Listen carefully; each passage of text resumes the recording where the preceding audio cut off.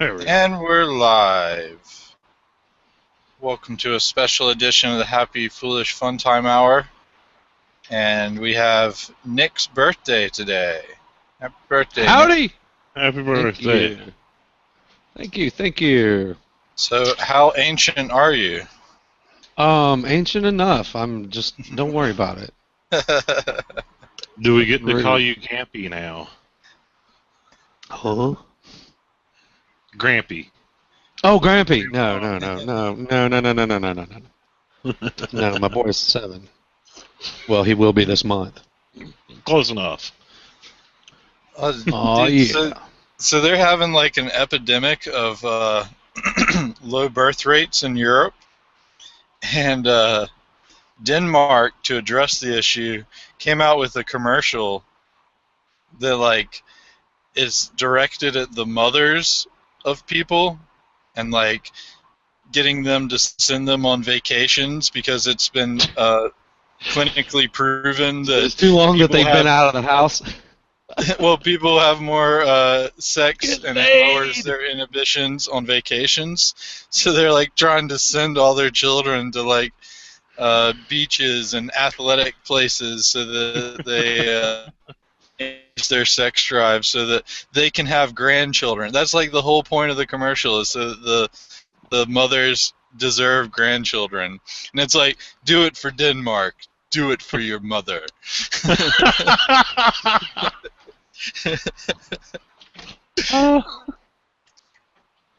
Just grab Denmark. the It is an awesome place. Yeah. Like, it was like the entire commercial. They had 2 commercials, and it's like entirely filled with sexual innuendos. I'm going to see if I can find that real quick. So, why don't you tell them where you are? I am actually in Kentucky. Jonnee and I are on our way to OLF, the Ohio Linux Festival Tell them why. in Columbus. Because Jonnee just likes to go. She's never even used Linux. There you go.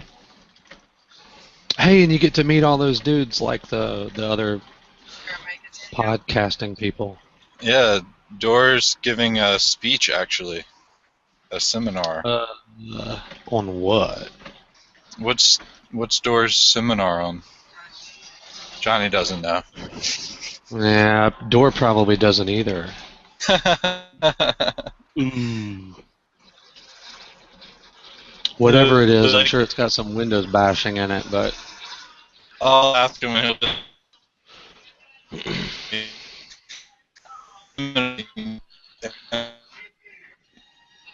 that would totally be my seminar. I completely missed what you said, but I'm sorry, I'm downstairs with hot fuzz. Okay, I'm back. Actually, I think it was your signal, which just sucks. Yeah, you know we what? are I probably driving. should have started this. Yeah, I probably should have started this call because Yeah, they're in Kentucky. The signal could go out at any minute. What did Jonnee say? Jonnee said it's on which one? Oh, it's Yeah. podcast broadcasting and production in Linux.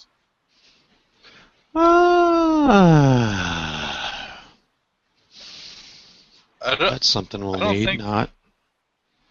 You have the controls, don't you? No. You don't have the controls? Why don't you have the Nope. controls this time? I don't know. That's weird. Because Because Google. he's logged in as Nick and not Foolish IT. Because Google. Oh, because you logged in as yourself, not Foolish IT. I always log in as myself. Sometimes I have them, sometimes I don't. Yep. But it's when you log in under as Foolish IT is when you get it. I only have 2 accounts. I just was in under the other one. I didn't have controls under that either. The only difference is I don't have my Hangout toolbox under that. That's why I come in on this one. Weird. And this account is the actual page manager, the original page manager and creator. So Oh, that's it then. It's not. You can't. You have to have your Google Plus on the Foolish IT icon, like where it has the banner. You're logged in as Foolish IT. Hmm. That's when you get the Okay. controls. And then I That's guess weird, but it like still has my. I don't you have know. to do it from your account that has all your controls. Like you have to use that account to log into Foolish IT and then start it. At least I think that's what it's supposed to be. Hang on a second. I'll just put that to the test. Except G plus went down for me earlier, so I don't know. Let's see. Yeah, that was not cool. We were in the During middle a of business meeting. Yeah, in the middle of a business meeting, Google Plus But just authentication errors everybody. I think, but I wanted to look into a paid solution. There's something in beta out there right now. I forget the name of it, but I'll look it up. But it's like Google Hangouts, kinda, but a little more awesome. Mm. But also like a little less awesome in a certain way. I don't remember. It's got like there's like a little awesomeness and there's a little trade-off. I'll figure it out. But you pay for it, and it's I don't know. They're probably not always dicking with it like Google. I mean, hopefully, because Google's always messing it up. Yeah, they're always changing things. We're going down a mountain, so Johnny's singing about it. Oh, nice. And you'll probably stay down that mountain. Yeah, As far as the signal goes, we'll catch you when you come back up. that's probably true. Okay, am I going to show? He said we'll probably stay down the mountain until the signal comes back, and then we'll probably come back. It wasn't about your singing. Oh, so somebody's in there. I don't know what's going on. Oh, that's an office video. Wait, that's not it. That's not it. Well, what in the balls?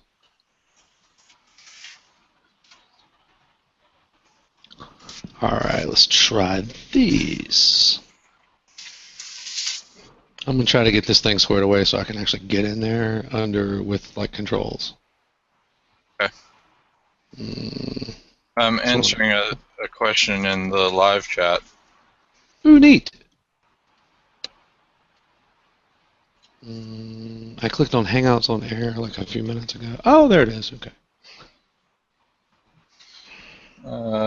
So Sal in the live chat asks, is dSupport not being developed anymore?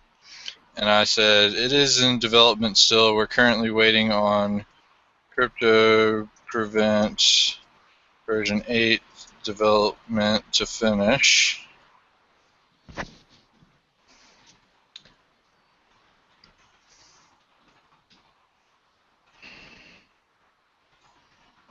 Second here.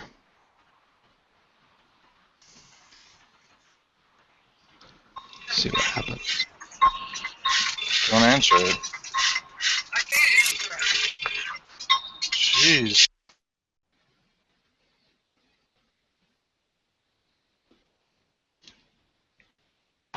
Sorry about that. So I answered to him. No. dSupportSuite No. Brantley. No controls. No controls. Weird. How do you get? Tell me again.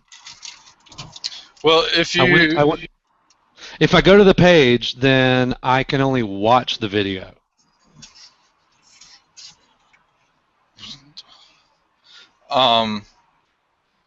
No, you just click the link and it should join you in with that, I would have thought. I clicked the link the first time. That was earlier. I don't know then. I don't know how you do it. I'll be right back with my damn name.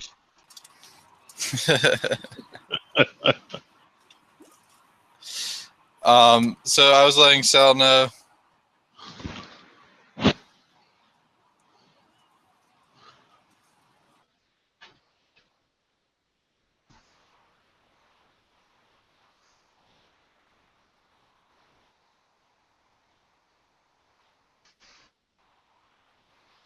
Well, let's the dSupportSuite is still in development, and we're currently waiting on Crypto Prevent version 8 development to complete, and then those protections will be added into DSS along with a new updated interface, which he asked, so this will continuously be supported and updated after I buy a license. And I said, yes, absolutely. So if you're thinking about getting dSupportSuite, go for it, because it is worth it, and it's only going to be getting better from here on out.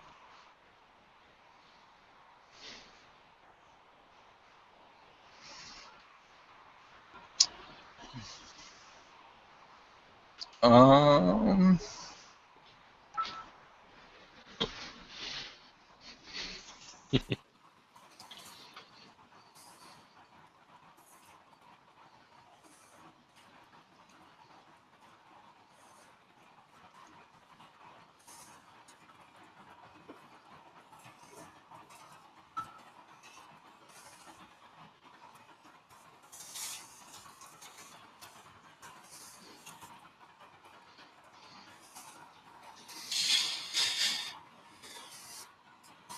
so he also asks, why have two different apps, D7.2 and dSupportSuite? Both look similar, and D7.2 is a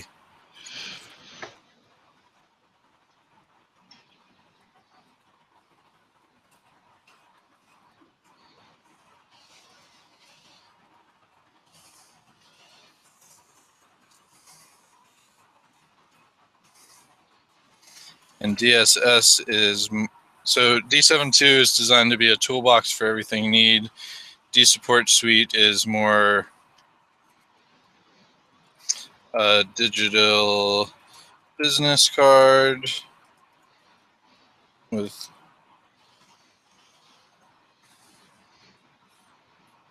automation and reporting.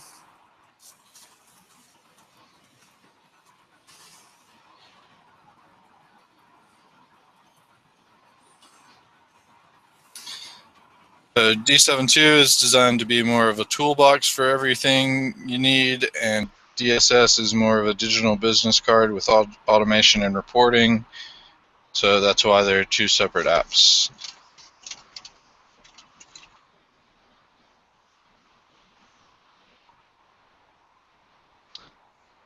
Well, I'm back in, but still no controls.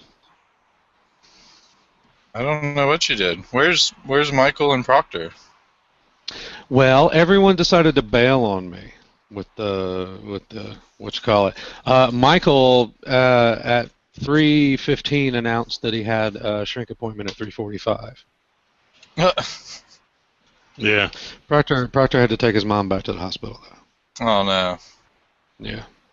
That sucks. Yeah. On her request, which well. really sucks. Before the allotted time, which really sucks. Yeah. Definitely. All That right. does suck. Well, Nick, you want to join the live chat so that you can see these guys' questions? yeah, man. Hang on. Yes.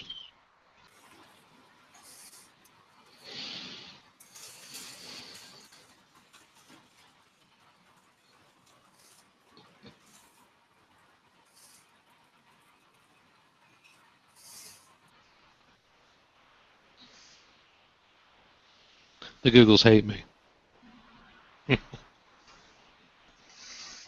I posted that YouTube link in there as well, so that's going to really throw off that conversation with Sal.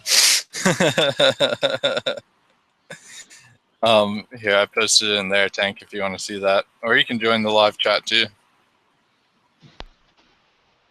All right. And I hate the Googles, but here I am in my original account that I was in the whole fucking time, and I have controls now. Awesome. Google is terrible now. They can suck it. Well, I mean, if we switch from something other than Hangouts, though, are we going to be able to do these live on-air shows through YouTube and all that? Or? Yeah, most definitely, but we'll be using YouTube, or we'll be using that broadcast software that I bought that we haven't used yet. Oh, okay. which we need to figure out how to use, even if we continue to use Hangouts. Gotcha. Yeah, we probably should. Because I mean, it's cheap. It's like, but it's still monthly. Like $5 a month or something. I don't remember, but okay. Go into the chat now. Oh.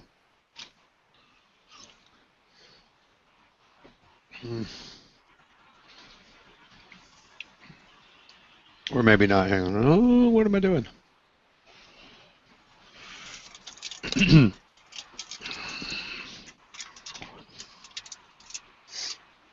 Guys, we're and just for the public, I might be dead next week. Who knows? But we got a big show. I mean, big storm coming. My area. I was thinking positive. Big storm coming. I might be dead, but you still got that set of water wings? Just okay. Well, 4 hours ago, someone asked curiously, will a fully adaptable to Windows 10 be out for D7? A version fully adaptable to Windows 10 be out for D7? Never. There is no new version of D7. Period. End of story.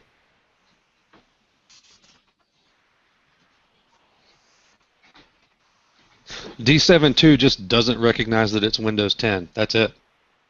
Yeah. And there won't be a fix to that either. D7X, which I'm working on at the moment, it will recognize Windows 10 as Windows 10 and not tell you it's Windows 8.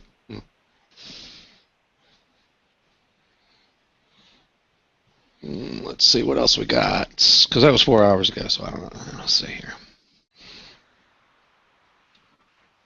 Yep. dSupportSuite being developed. Yep.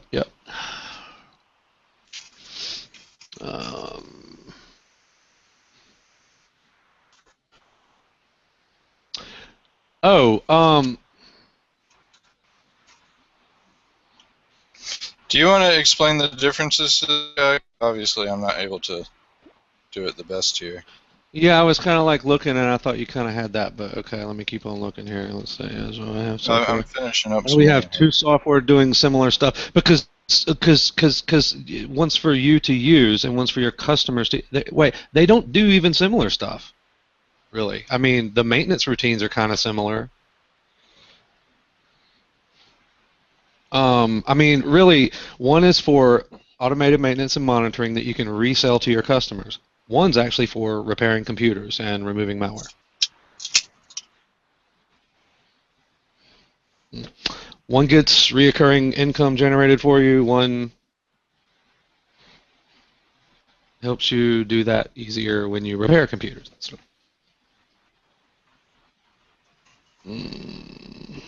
see.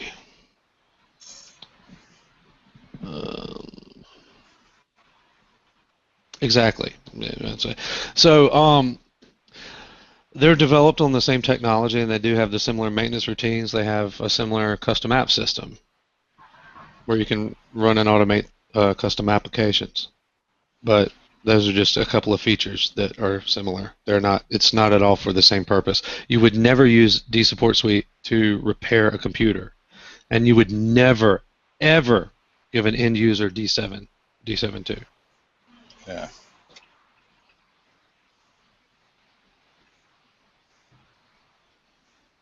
The dSupportSuite was originally designed as a business card with a purpose. It was designed so that you could resell something to your customers, either reoccurring revenue or not, and you would it would basically give them something because they're always looking for a maintenance application, and you as a tech should be able to convince your customers to not buy maintenance applications unless you're selling them one. Because most of them in registry cleaners and crap like that aren't that hot. They're not really good and can usually cause more problems than they fix. So it's like the maintenance routine is plucked from D7, along with a lot of other features, some like monitoring and other things. Actually, a lot of monitoring capability, just no real management of the reporting of it yet. We'll work on that. But yeah, it's just for you to give out, because when you put it on someone's computer, not only you can even give it for free. The real point is that you satisfy their need to have a maintenance app, so they won't continue to go trying to download all this crap off the internet and get viruses. You also, little maintenance. It doesn't help as much as they think it does, but it doesn't hurt either. And then, of course, the digital business card with a purpose, being that it's always got your logos and branding on it, and they'll remember you and they'll be more likely to come back to you, especially if you're giving it for free. Currently, the only thing in the way of alerts is like email, and it's one of those things that like people were just not wanting the pop-ups in the system tray and all that stuff at the time, but obviously we need to do that. Yeah, so, they want an options for it. Yeah, I mean it's that is all slated. That's about all I can say about it, really. Yeah. Other than it will also be the management console for Crypto Prevent Bulk Resale Edition. dSupportSuite will get the integration with Crypto Prevent, so that you'll be able to resell the total package. And it will come with the dSupportSuite management console, which will then bring to Crypto Prevent the ability for people buying the bulk resale edition to manage their deployments and update configurations as necessary. Because the dSupportSuite client software phones home every day and checks for updated configurations to the server that you would set up for the management console. That whole system is going to change a little bit when we integrate the bulk resale edition of Crypto Prevent, but the concept is the same. So. Yeah. Yes, indeed. I'm also going to paste in our... go ahead. And actually, I was just a little short, and I'm sorry about that. I'm on a roll this week. What were you short about? Just my response when I first... wife, my ex-wife, she's irritated me today. Uh-oh. Mm-hmm. The storm that's a-coming is threatening us is her as well, and it's my weekend, but she doesn't want it to be my weekend. She wants to keep him for the storm, and that's fine. I want her to keep him for the storm. I don't have a generator, and there's no getting one before the storm. But the issue is that then she comes back and goes, okay, thanks, and he's going to do a spend the night at his friend's house as originally planned, and I'm like, oh, wait a minute, no, you don't get to, no, you don't get to. Yeah, no, that's kind of bunk. What? Yeah, no. Okay, serious question. Crypto Prevent is Crypto Prevent as good as antivirus like Kaspersky? No, it's not antivirus. Crypto Prevent is a supplement. It works with antivirus or by itself. It's not going to interfere with antivirus because it doesn't run in real time on your system. At least currently, we have a new folder watch, but that'll be like minimal, like a couple meg memory. But the real deal is that Crypto Prevent was just designed to stop CryptoLocker. That was it. Huh? Crypto Prevent was designed to just stop CryptoLocker. That's all it was for. And where we're at now with it is that people kept contributing ideas, and we kept developing things, and we started with the hash-based definition system like antiviruses do, and those are on donation from some great guys at SaneSecurity.com. And so in fact, I need to update those probably like right now. But so it's expanding, but it is not antivirus still.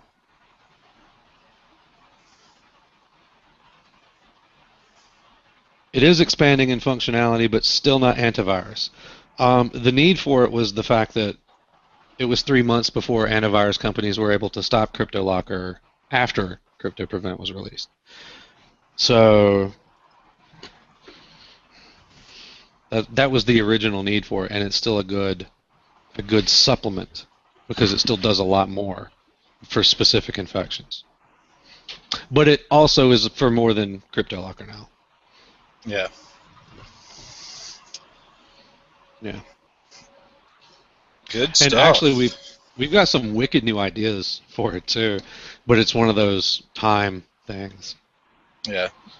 And I think right now the way it's going to go is we'll get the new version 8 out, which will have the folder watch that'll give you even more protection with the definitions that we have in it. And then we'll do the dSupportSuite upgrade and integration, and then we'll come back to CryptoPrevent and add the maintenance and additional features there. Sal, you can't get a trial for dSupportSuite without contacting us. Just do foolishtech@foolishit.com. Actually, sales at foolishtech or my bad. foolishit.com would be better. Thank you. You can do either, honestly, but sales at foolishit.com will probably be your fastest bet.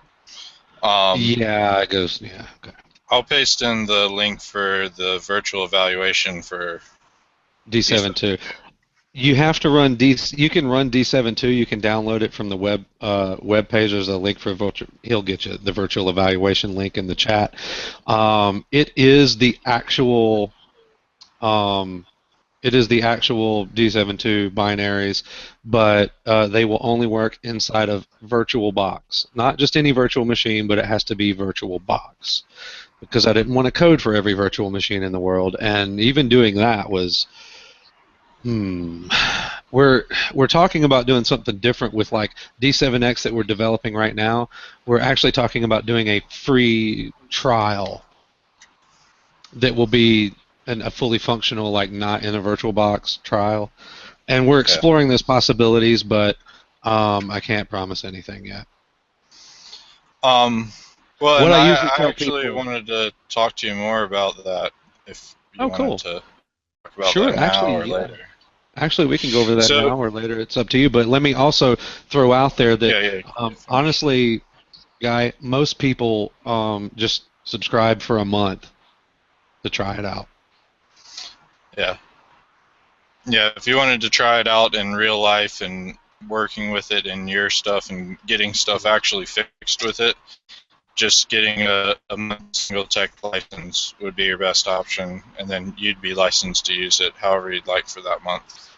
And the reason why we and the reason why we do that right now and we don't have a trial is because I haven't coded the tech to make sure the trial expires.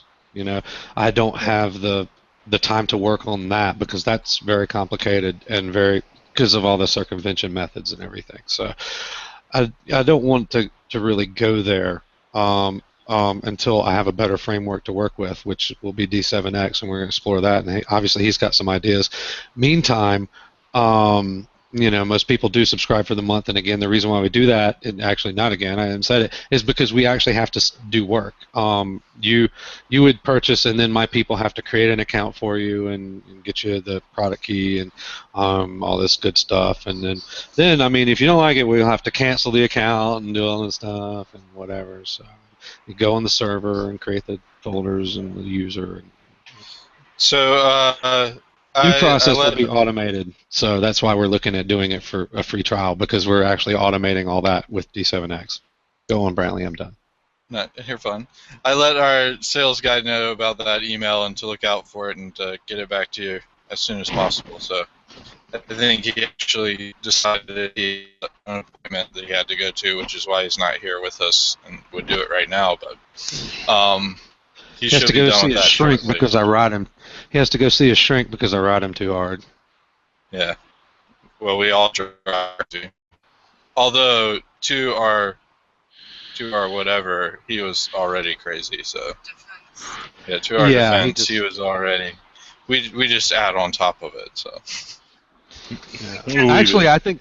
I don't know that we did anything to him. I think we just forced it out to the surface because. that may be true. Yeah. We may have just forced it out to the surface. Well, we're giving him the means to see that shrink now, so.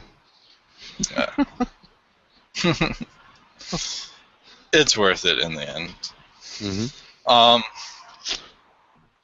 Yeah, so my thing was, I mean, I'm always the fan of having a free option, Oh yeah, I know you are. I know. and D7 still is a free option, and it's not something you even would recommend using anymore. So No. um, I mean, you can use it to play with it, but I would not use it on anything. I would never use D7 on anything that's not an English copy of Windows. Even D7.2 will have some issues with that, but not nearly as many. Never. to let you know what we're talking about more, Sal, is that D7 is the original one. There is a free version of that. You can download it on Major Geeks, or if you search our site for just D7, you'll find the link to get it from Major Geeks. It's also nothing like D7.2 that we Yeah, it's sell. nothing like D7.2. D7.2 actually was a full rewrite from the ground up for speed optimization and vast improvements, so much more customization. So, I mean, you can use that if you'd like, but yeah, you won't get any of the automation because we don't support it anymore, and you can't purchase the premium version, which would get you the automation as well. So, Yeah, we don't do that anymore. But you I don't also recommend it, but yeah, and the reason why I say never use it on a non-English copy of Windows, it does not support Unicode at all, and also some malware occasionally uses Unicode to help its little thing and evasion techniques and whatnot. So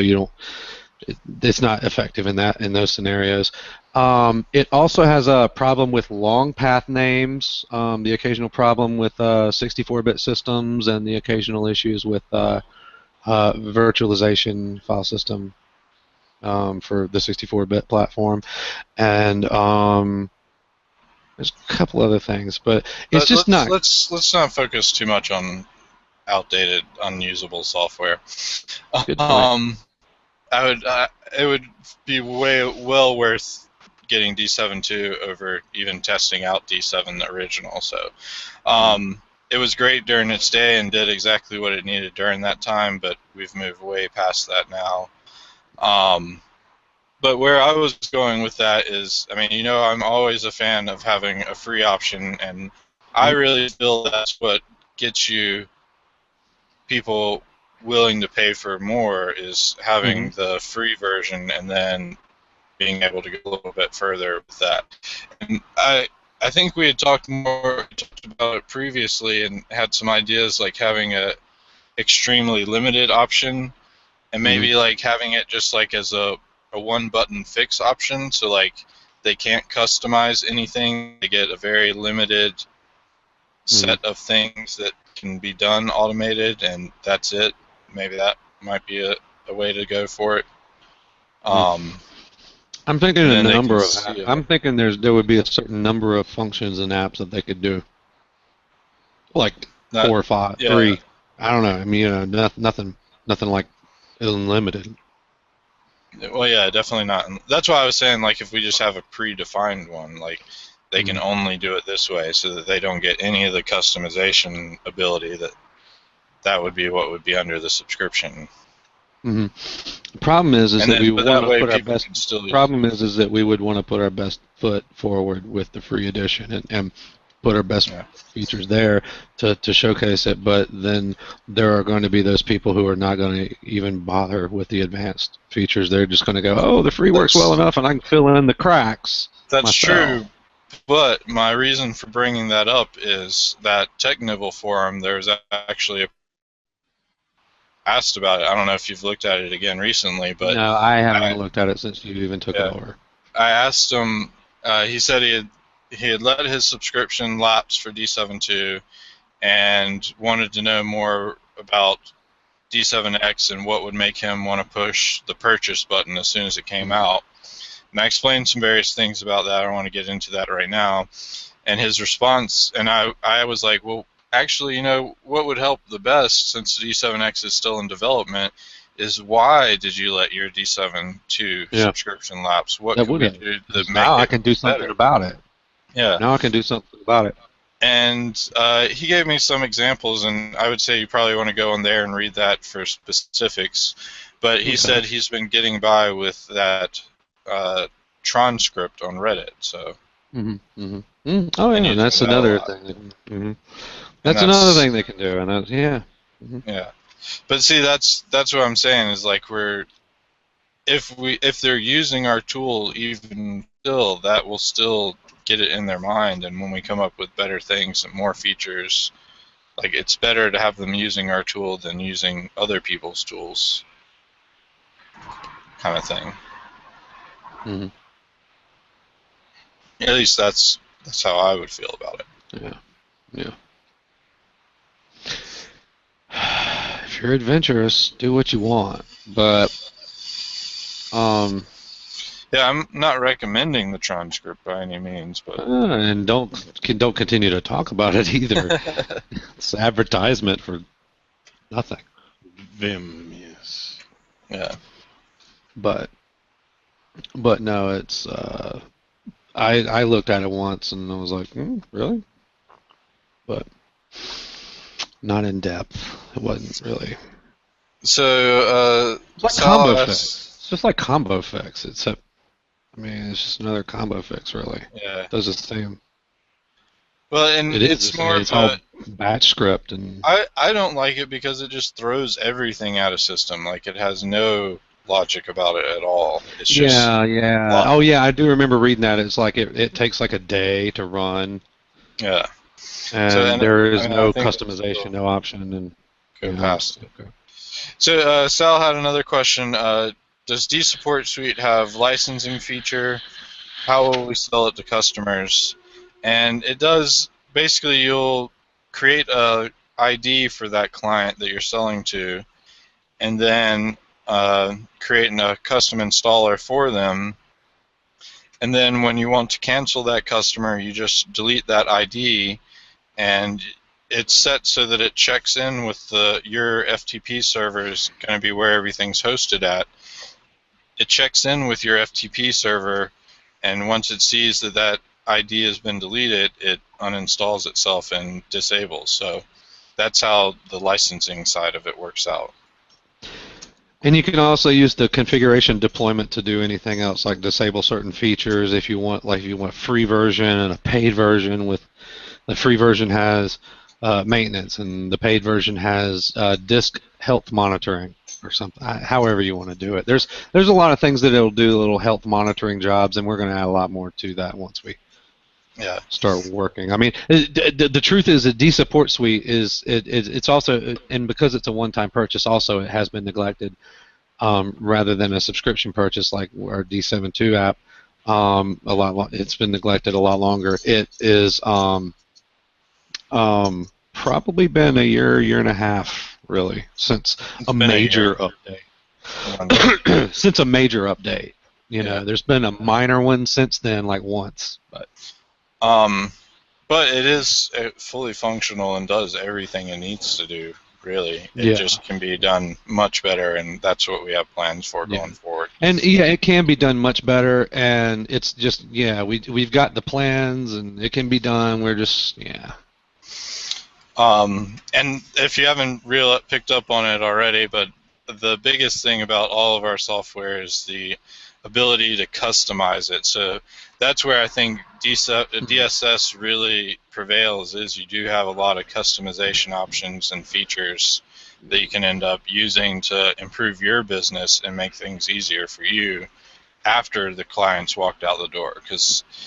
I mean, the biggest thing I've always seen in PC repair when I was back in a shop is we'd fix somebody's computer once, they'd go home and never think about us again, and then maybe a few months down the road, they end up bringing that computer back, and then they have a story like, oh, well, I decided to take it to Office Depot or Best Buy because they had a special or a deal going on, and now it's ruined. Can you fix it?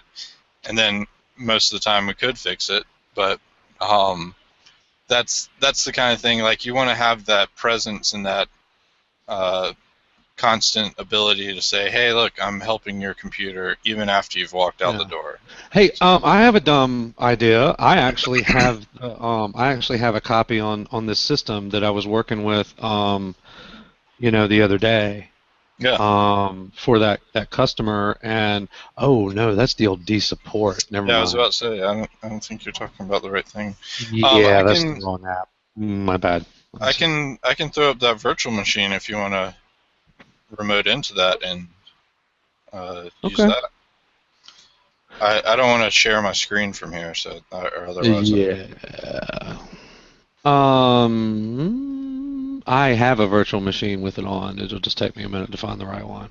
Well, I got it. It's already starting up right now, and it's got dSupportSuite Management Console and a client installed, so you have the full ability to show off. And it's got D7.2 on it and Crypto Prevent, so you can show them the whole 9 yards here. This is supposed to be an hour show, and I still haven't got to what I wanted to get to. Go for it. Well, Proctor's not here, so it doesn't. Well. Oh, don't go for it. Go for it. Don't go for it. Maybe next time. I did set it up so that the YouTube was at an hour and a half extra, so it's 2.5 hours set. So. Oh, so we can go over. Cool. Yeah, it's not going to cut us off. All right.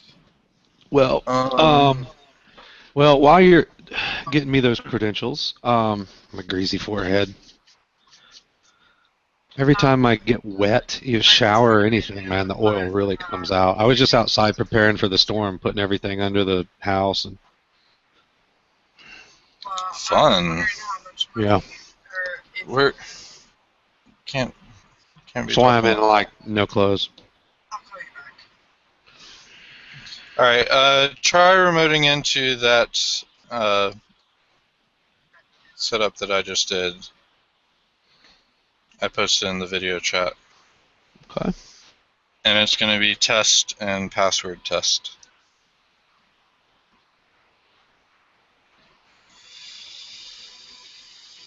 Doesn't look good. Is this at your house? Yeah.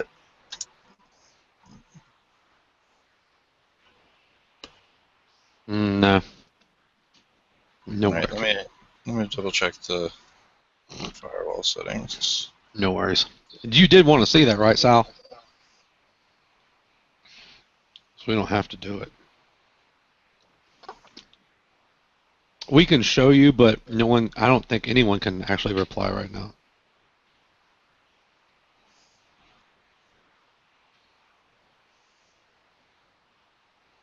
Michael does that. He's gone at the shrink because I ride him too hard. 130. I don't even know how to do it anymore. It's a little. They have templates. I don't. I can just paste everything in. There's like a lot of instructions. You have to set up an FTP server with one FTP user and a home directory configured. We'll just show you. Yeah, I'll have it here in a second. Give me a minute.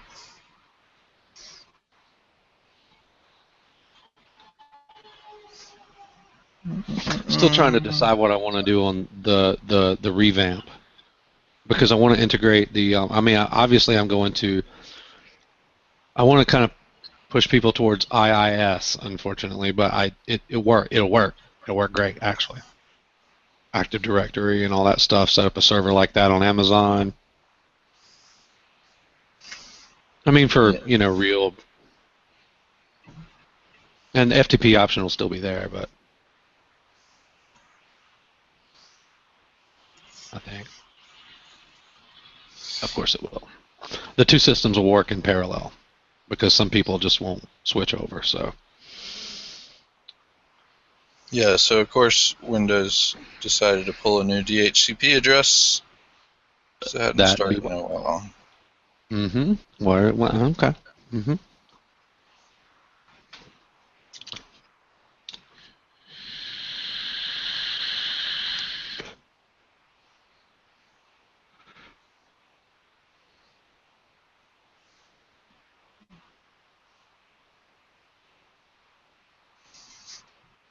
Hey, what email address should we use with the community?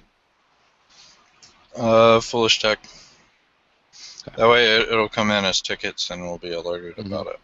I was just looking at that email and it's got a link to set it up, and I was tempted to click it, but I mean, if you But want you to, know- you can. Otherwise, I'll do it once I get to the hotel tonight. I may wait because I actually like the work that I'm doing right now.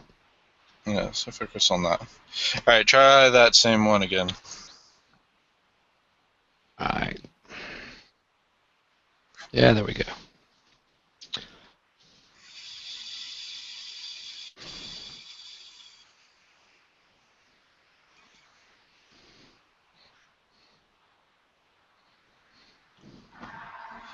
All right, let me do a screen share. Yeah, and as soon as Michael becomes available, I've already sent him a message to get you hooked up there, Sal. So you'll be able to do everything that he's going to show you here. Yeah. Bam. That's better. dSupportSuite. Let's start off with the. Actually, let's start off with the client. Generic support tool. I like how there's a empty icon there, Brantley. It's if you change the name of the icon, apparently it loses the icon ability. So Mm-hmm. I In made a note of dSupportSuite. that. Yeah, I made a note of that. Yeah, that's an issue. It has to be a certain name, but okay, go ahead. So just to give you a little background, Sal, this is what you would install on your client system, and this is what they would see. It's kind of just a generic setup right now, so everything here is just generically laid out, and you can customize that logo and put your information there. You can put all your information on the left side, and then on the left side, or on the right side, then the left side they have some options they can do. Yeah, go ahead, Nick. That's the way it's set up is that you can configure phone number and hyperlink text, etc. to open like a website or something like that. But which it did as I clicked on it. But I recommend that people, instead of use the like one side for that and the other side for whatever, you can actually stretch a logo, like a giant logo, across the whole bit. And if you've got a phone number or whatever, I recommend that be in the logo picture. Yeah. For future reference. No, I know. I just set this up so that I could show off all the options that it can do if you wanted to do all that stuff. So. Oh, okay. Right. Did you want to do it or me? You go for it. You're way better at explaining your software. That's true, but I haven't fired this up. Okay, all right, let me do it here. All right, click on me. Okay, so I guess what you're seeing right now is it says dSupport Online -generic. What is the -generic? What is that? You probably generic is the name of the template. Yeah, the text is going to be difficult to read. I can see it on my screen when I look at through the video, but I can't guarantee that you could. Hold on. Probably a good thing too, because Brantley's IP is in there. Oh yeah. I was gonna say you could do a magnifier if you wanted to do that route. Oh yeah, that's just a good idea. Start menu and magnifier. Windows 10, nothing has changed, right? Well, I was thinking you could do it inside the virtual. Whoa! Are you seeing this? No. Wow. Okay. Yeah, I need to. Well, if you selected only the window, you need to do it inside the virtual machine. and use its magnifier. Yeah, I know.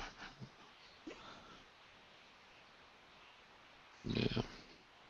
Oh my goodness. I Yeah, forgot he's to get out working. the He's working magnifier. on zooming in, Sal. I never used the magnifier, dude. How do you get out of this crap? Cancel that. Cancel what? On the remote session that you're in, the remote desktop, you have the log off. Are you serious? Oh, You can't just. Oh, you are in the Windows 10. Yeah. If you share, Man, I just hit the. do you have that remote session on a whole screen? If it's on a whole screen, I don't you have it can anymore share. at all now. Hang on. How do I get out of this crap on my desktop? Get rid of the magnifier? Yeah. Hold on, there's a keyboard shortcut that can do that, I'll tell you. I'm sure it is, but it's not all F4. It's not escape. No, it's like a Windows key thing. Oh, lordy. Try a few things. Nope. Thank you, Microsoft, for making this so conveniently easy to figure out.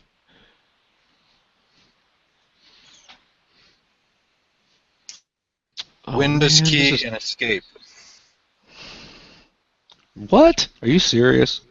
That's what it's saying here.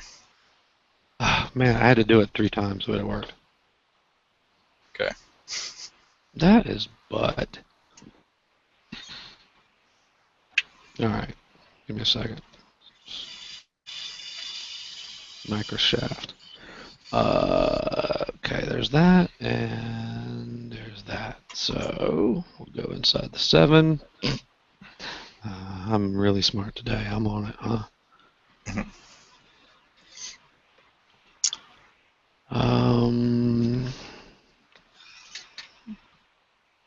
Sorry, Sal, if I wasn't in Kentucky, I would be able to show you a little bit faster, but... Alright. Yeah, the magnifier, I'm sorry, dude. The magnifier on Windows 10 is way different than Windows 7. It takes the whole, and with 3 screens, it takes the whole... Oh, yeah, there's probably some options. Yeah, there were no options. Okay, so what do we see? Oh gosh, that really messes with my ability to move the mouse properly. Okay, so I guess you can see all this is, wow, can I make this bigger? B, can this be made bigger? Oh yeah, okay, there we go. Okay, awesome. Cool, awesome, there we are. You can see that stuff, right? Yeah, that is such good refresh rate. So right now, Sal, just to let you know, this is on a virtual machine on my computer at home. Nick is remoting into it from across the state, and then is trying to use magnifier while using Show Desktop on Google Hangouts. So yeah, it's making things go a little weirdly. Yeah. So it's making things go a little weird. The concept is, like I said, it was a business card with purpose, and that's where you put the junk at the top, where the logo is and the text and all that other good stuff. The stuff on the left currently is where all the actions are. You see at the top, you actually have your options for them to get in touch with you. Email, you can do a support portal, or download a remote support app. That'll actually, the remote support link he's got there will actually download like whatever you use. You configure that, TeamViewer or Screen Connect or whatever. And if you have like a URL you can plug in for the most current download, it will snag that. Oh man, I gotta move the thing to see the, oh there it is, on call.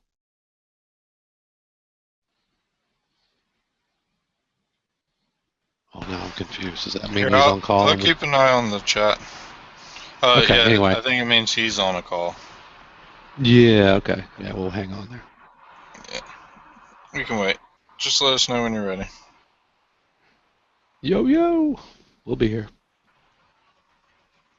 In the meantime, no, never mind. Actually, no, never mind. He might want to see that too.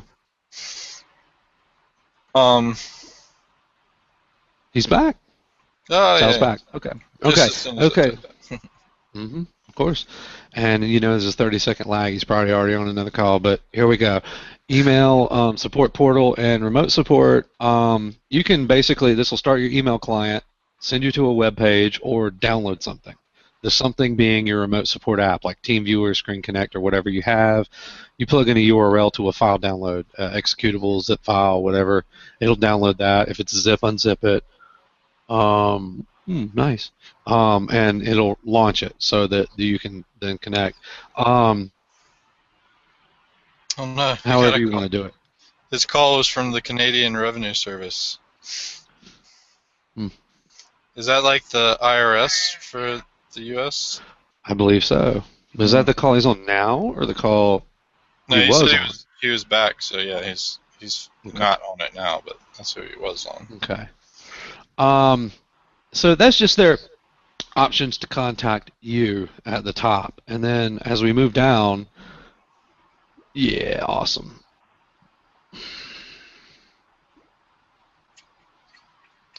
Cool. Okay, so as we move down with the magnifying thingy, you'll see a few thingies, but we've got PC tasks under that stuff. System Restore, I don't know what you got that configured for, B, but it'll probably just launch System Restore. Yeah, Right? all of those are set to what they say. Okay, because you can have it just launch the System Restore app. Let's see what that happens there. Oh, that actually moves the, oh yeah, that does that. I'm sorry. System Restore. This is where you can configure restore points. And this is actually something where the customer can configure their restore points that they want. This is something like a little advanced, and most people don't even include this option. But it also gives you the ability to create a system restore point, open system restore. And the biggest thing there is that it allows you to have automated system restore points, so you can schedule Right. when you want their system to restore. Because, I mean, down Microsoft all you want, but their system restore actually does help a lot of times. Plus, it gives you a full registry backup. So that is probably the best That's reason true. to have system restore That is enabled. So. Yeah, I mean I actually did it for that, but and there are other options. You can also configure in the PC tasks like a button that just creates a restore point, or just opens system restore, and the Windows bit, not this bit. Next thing we have below that. Oh, go ahead. Real quick, this is all the stuff that they get on their computer. We'll show you in a minute how you can configure all this stuff to do different things. So. Yeah. Next thing we have is Fix Internet. That is the D7 routines for its repair internet feature, and it does a bunch of like command line junk. It resets the WinSock, imports some default registry entries, clears out this and that. IP flush DNS and IP config, release and renew, and all that good stuff. Eventually, My favorite thing about that is clearing out the proxy setting. So yeah, that's another. That remote support option is not very helpful if they have a proxy set and they can't get to the internet. So being able to have them just click that fix internet button allows you to be able to connect to that machine, and that's really where I see that feature being extremely helpful. So, did you close it? Did I just close it? I think I did. Oh, did you hit that fix internet? I did. What happened there? You shouldn't have done that while you're on a remote. I did one of those dumb. I had one of those dumb moments. I'm sorry. Take us a second to get that back. I think below fixed internet was the maintenance routine. That's about all I can say for what you got right there right now. Oops. Let me try to reconnect to that. Second.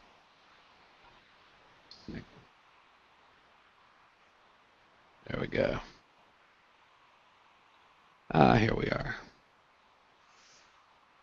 Hey, we're back. We're back. Yeah, fixing it. Yeah, it was kind of dumb to click that, I guess. Yeah. Yeah. So under that we have other options. Maintenance, which is maintenance routines, delete temp files, clear caches of internet browsers, and like the proxies, Internet Explorer, Firefox, and Chrome are supported. That's it. Actually, I think with this one, a lot, some of your other Chrome variant browsers like Dragon from Komodo and Chrome Canary and a few things are supported as well, but I have to double check that. The next version will be. Patch My PC Auto and regular, that opens the Patch My PC app, which is just a pre-configured third-party app in there that can update a lot of junk. You probably are familiar with it. I don't even know if that's even worth you anyway. MBR report uses an MBR check. No, we do not clean registries. You're not supposed to do that, man. Come on. Defragging, it can do. You can set up like Defraggler or anything with the command line parameter. You can actually you can set up any third-party app that you can use command line parameters with. Yeah. So and we have a default configuration that uses Defraggler from Piriform. They also use CCleaner. And you actually, I take that back. CCleaner is an app in here, and it can clean the registry. I just don't like people doing that. Yeah, we don't have it defined or configured in our default option for it. But that's I don't believe in it. These third-party apps, though, just to point out, are things that you can add and configure however you'd like to have them. The ones that we have listed here and the ones that are in the default apps that we provide configurations for are just kind of example ones to show you the power that you can get out of these features. So it can be used for any third-party app. It's not just limited to these. These are just ones that we can show off, basically. I just want to break on the registry cleaning thing and continue on that just for a brief moment. In a dozen years, mostly as a bench tech, I've seen that seem like it helped maybe 2 to 3 times. And maybe it actually really did once or twice because of some DLL issues. The more I learn about what they actually, because they never actually really tell you what they do, but if you compare changes, take snapshots of the registry and compare changes, you'll see what they do. And a lot of it is pruning things from the registry, CLS IDs and type libs and things like that under HKey classes root particularly. And that's not good. You don't really want to do that. That will really mess with a lot of DLL and dependency things. If it, for example, doesn't catch that the DLL is there on the file system, or if for some reason the DLL is not there, I don't know why it wouldn't be, but it's supposed to. And in some cases, there are things where there are items there that reference files that don't exist. You don't want that being removed because it may be necessary. The more I learn and from a programming standpoint about, and I've actually been researching other ways to register DLLs. It's not a good idea to mess with that, and the more I learn with that and about WinSXS, the side-by-side configuration for different DLLs. Yes, some programs leave a few things in the registry, but those things that you're talking about are harmless. Generally, a setting here and there, a registry key that doesn't really mess with the registry at all. Yeah, it just kind of annoys you, but it's not really a problem. Yeah, and the end user never really sees any of those anyway, and you can have a fairly large registry without it slowing down your computer very much at all. So yeah, back in Windows 2000 had that option, and maybe XP did too, to limit the size of the registry. And I know you probably can still do it through group policy, but there has never been a reason to do that since NT4. I don't even think it was really necessary at that time. Yeah. But anyway, and honestly, Michael, if he was here, he would completely disagree with both of us because he likes to go through and prune his registry all the time. And honestly, he's the person that we tell, maybe you should reformat your computer because something is not right, because he has all kinds of weird issues and problems, because he does things like that. He goes through and manually cleans out things in the registry, and that's like that. Yeah, it will cause unexpected consequences, because something in the registry that may have been left behind may be dependent on something else that was running and attached to that. And if you remove that registry, then this one's looking for that one and doesn't work now. So then you have other Windows problems that are like, oh, so. The only time I can see that actually helping is in the cases that I was just talking about with the CLSIDs and type lives and registering DLLs and things like that, is if you have, and if it's not using Windows, the side-by-side configuration, then you may remove an app, for example, and for some reason if that DLL doesn't get unregistered properly before it's removed, which it should be, if they configure the installer right, then you shouldn't have that. But if, for example, that entry is still there, and then the DLL gets installed from another thing, and it's a different version, or it's in a different path, then you'll have a problem. So, not knowing that ahead of time, if you had removed the app and then do the registry cleaner and then reinstall the app, maybe it'll help. But I'll be honest with you, I would back up and that registry, and I would really selectively look at what's being quote-unquote cleaned. Yeah. Nick, just to throw out there too, CCleaner actually does tell you line by line as it removes things if you want it to. It certainly does, but not when you automate it through our software. So no, it doesn't. So yeah, it just does it, and that's that. But they have improved on that thing. At least CCleaner, it's a good one, but still, you don't know what half of those things you're looking at if they need it or not. So anyway, let's keep going on. Yeah, let's move on. And also, to be fair, that we have a colleague that would completely disagree with us, and that's anyway. So next we've got MBR report in the list, and that runs the MBR check utility. It just generates a little text file that is like a little check to see if your MBR is infected or whatever. Below that, A2CMD scan, that's a command line antivirus scanner that's free. IMSAsoft or something like that. Clear Print Queue, love this one. That I put in there for the office ladies because that will actually work. You get office a stuck ladies print job. And guys. I'm sorry, guys. If you get a stuck print job and somebody in your client's office calls you and says, I can't print or whatever, and they got the thing down there and it says deleting ... or printing or pause or whatever, you know how it goes, and it never clears itself out properly, that will actually do that. It removes the appropriate registry keys and puts them back. It cleans out the directories. It actually removes the entire spooler directory and recreates it, which is usually the issue. And then what's it? Safe mode with the one he's got below that. Reboot to safe mode with networking.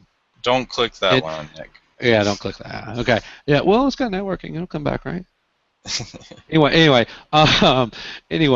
Point is that you can easily tell, like, if you're from a support standpoint, if your clients, like in a small office, call you.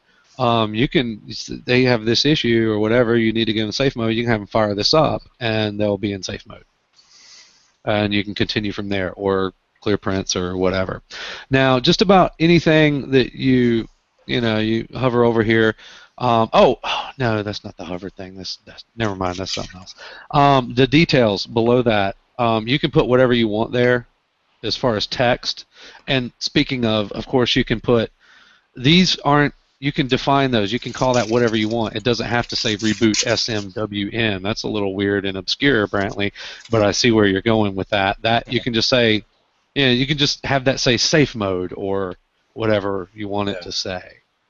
So that's that. Anyway. PC help. Yeah, I was about to say, go over that part. Yeah. I'm going to do the PC Health, and that's got your little red ball is the first thing you notice up in there in the top right, and that kind of means that nothing's great. It'll be green if there's not a problem. The problem that we see here is there's no antivirus software installed on the machine. But you get a quick rundown of exactly what's going on, when the last maintenance was. This is just the general health check. Storage space available. If you get less than a gig or 10% or something like that, you'll have an alert there that'll go red. If you're not up to date with your service packs, it'll go red. Windows Defender, you notice it says it's disabled and it's not red, but that's because it's up to date though. Windows Firewall, automatic updates and system restore. Make sure those items are enabled. Yes, if space is low, it'll show red. Anything that's wrong, it'll show red. User account control, we've got that enabled. Brantley, you'll probably want to swap your IP, or I don't know, who cares, man? It's dynamic anyway, so I don't. Oh yeah, okay. Yeah. User account control, we'll talk about user account control. Tells you if it thinks you have internet access and what your LAN IP address is, and the external, of course, too. That'd be good sometimes when you're supporting people. Sal, I'm not sure. I'll have to look at those numbers. It's a few gigabytes, or I'm pretty sure 10%. Yeah, I want to say it is the 10% like Windows. Mm-hmm. Well, I'm saying it should be both. It should be either. Oh. Well, I was thinking when Windows has the drive turn red, I think that's the same time it would flag. Yeah. Yeah. It will tell you when it gets critically low, kind of thing. So. Yeah. And of course, any of these problems that you see in the health check, they're going out in an email to either you and or the customer, depending on how you've configured it. If you're managing them, monitoring them, if it's a small office, you can have those emails with those alerts go to you. If the customer really wants to see that, you can have it go to them. They actually get a slightly dumbed down version of the same email. And the email will also have like smart status and a few other system details and junk in there. Go ahead. I was just going to let them know that what we're showing you now is just half of what it's doing. So this is just kind of the interface for them to be able to do some things, and you be able to tell them to be able to do some things. The other side of that, where the heartbeat and that email that he was just talking about, there's a whole automation side to it as well that's in the background and done automatically. So you can get heartbeats, real-time event log alerts. So my favorite example is if you have an SQL server running and you need to know when it goes down, you can find out what event log or what event ID it throws, and then configure it to alert you in real time that, hey, this has gone down, and you can jump on it and get to it quickly. I think the default one example in there is the disk error. So if there's disk errors, you can know you might want to check into that drive, and it's got bad blocks, and would probably be a good idea to go ahead and replace it, especially if it's mission critical. But then it also automates the maintenance and sends you a heartbeat and health check every day on it. So I am going to talk some more for a second. I'm going to blow my nose. Okay. And what we're about to show you now is going to be the management suite, and this is where you can configure those templates and how you want to define that tool that we just saw, and all the automation and maintenance in the background. Plus, and you'll be able to set up clients. Yep, go ahead. Yeah. And it's also what we're going to be giving to the adding capability for the Crypto Prevent Bulk Resell Edition with this. This is what they will get, and then the client software will get the Crypto Prevent client for them. But anyway, moving along. The management console is just as ugly as the main the customers. I think it's a bit, like I said, it's a little dated. The it's one of those things. We were never really visual people, but I'm going to spend some time on the client, and it's actually probably Brantley's going to spend some time on the client. Yeah, I will be. And really, if you want to see the advancements in visual appeal, if you do check out that free D7 and then compare it to the D7.2, you'll see the leaps and bounds in visual appeal that we've added. So yeah, but you're not going to see anything like these, because I'm actually going to take it to the next level here, because it's still kind of the same. But not at all. Not compared to D7 compared to D7.2. Not at all the same.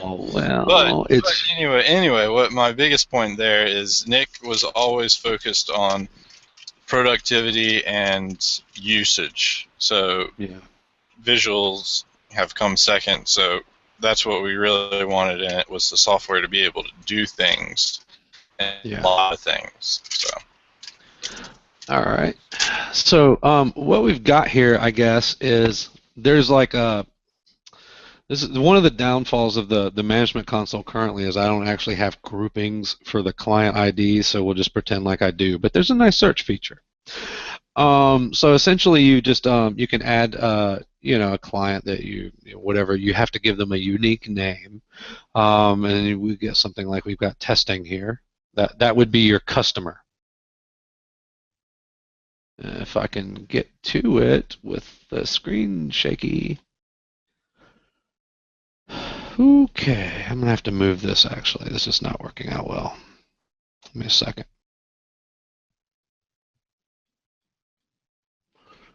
Bad magnifier. Bad magnifier. Come on now, really? What am I moving? Brantley, you know what I'm moving? What is this? Oh, that's the magnifier. Hey, yeah. Okay. All right, you can do this. You can watch the. Oh, yeah. All right, here we go. That'll be fine right there. That ought to do you. So now I can click on the testing guy. So this is where your clients go, and essentially what you would do from here is just double click to open up the configuration for them, but I'm not going to go into that just yet.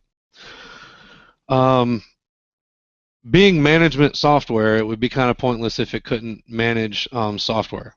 So the first thing that you have up here, other than some options in the menu, is your client software deployment.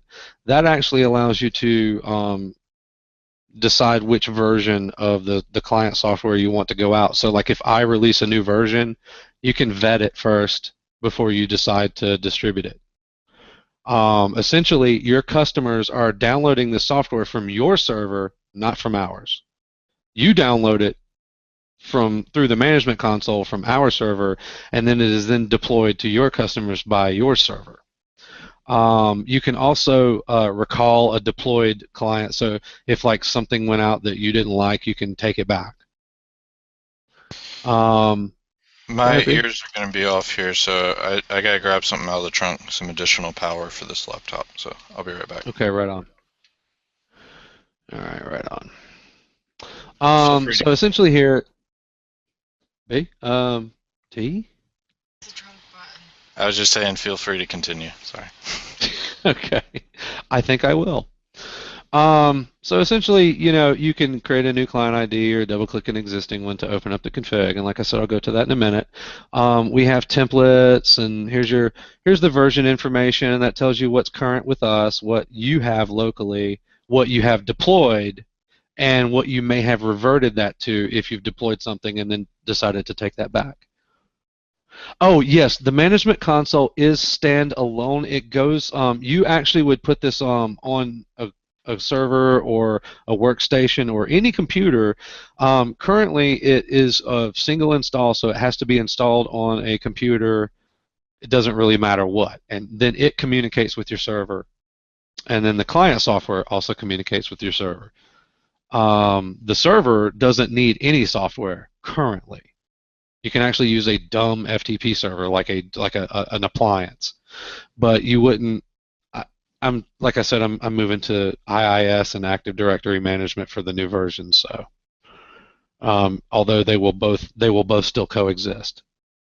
In any case, okay, we can manage templates. New copy, delete, and of course you have your list of templates here. Name them what you will. Here's where you can overwrite the client IDs with the template, and you can do a bunch at a time or just one at a time. Now, here's the cool thing is set up installers. Once you have, and I haven't showed you the configuration yet at all, but once you have configured the software, you create an installer. Now, you can create like a generic installer, which you just distribute to anybody, or you can create a specific installer for a specific customer, or a specific installer for a specific customer's specific computer, even. And then here we have a few things that you can do to it, just a couple little options that we hope to expand upon, where you're able to have the installer create a desktop shortcut to launch the app, config lite, which is a mini configuration that has just a few options. It lets them put in their name, phone number, and a little note like where they are, like they're at workstation 5 downstairs. So you know who they are if you get the alert email. And then we have the uninstall option, which allows you to either give them or not give them the ability to uninstall the app through a shortcut in the start menu. Start menu URL will just put something to your website or wherever you want to go, and you can throw additional files in there as well. That's what you're seeing on the right. Sorry, I'm back. Do make sure you put something in that start menu URL, because that's what shows up when you go to uninstall it, and it has like a little support thing at the bottom of the add remove programs window. If you don't put that there, it's going to show our site there, and we've had people ask/complain about that. So. Oh, you mean in the control panel?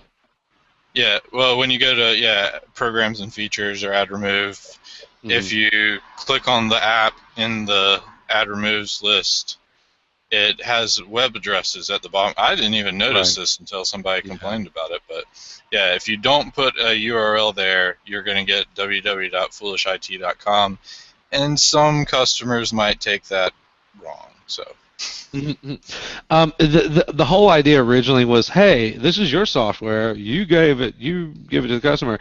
The reality of it is that as people are starting to get more and more comfortable with their technology, it's quite easily explainable that you have contracted another company to create this software for you. That's fine. But some people they want to assume that they created the software themselves instead of just configured it or dictated how it should act. But in any case, anything else, Brantley? I would like to mention that now whenever I go over this. So. Yeah. Okay. Cool. Moving on, the options that I was talking about that you could, the config lite, you can actually have that open automatically after installation, and the little tooltip tells you it will recur regardless of whether or not you use the silent installation operation, the parameters. You can do a silent installation with this, provided this is not checked.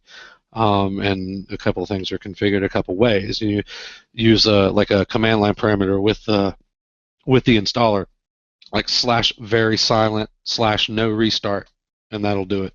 And they'll never see it, and they'll never be affected by it. It'll just pop up, like if you were to deploy it, like group policy or something.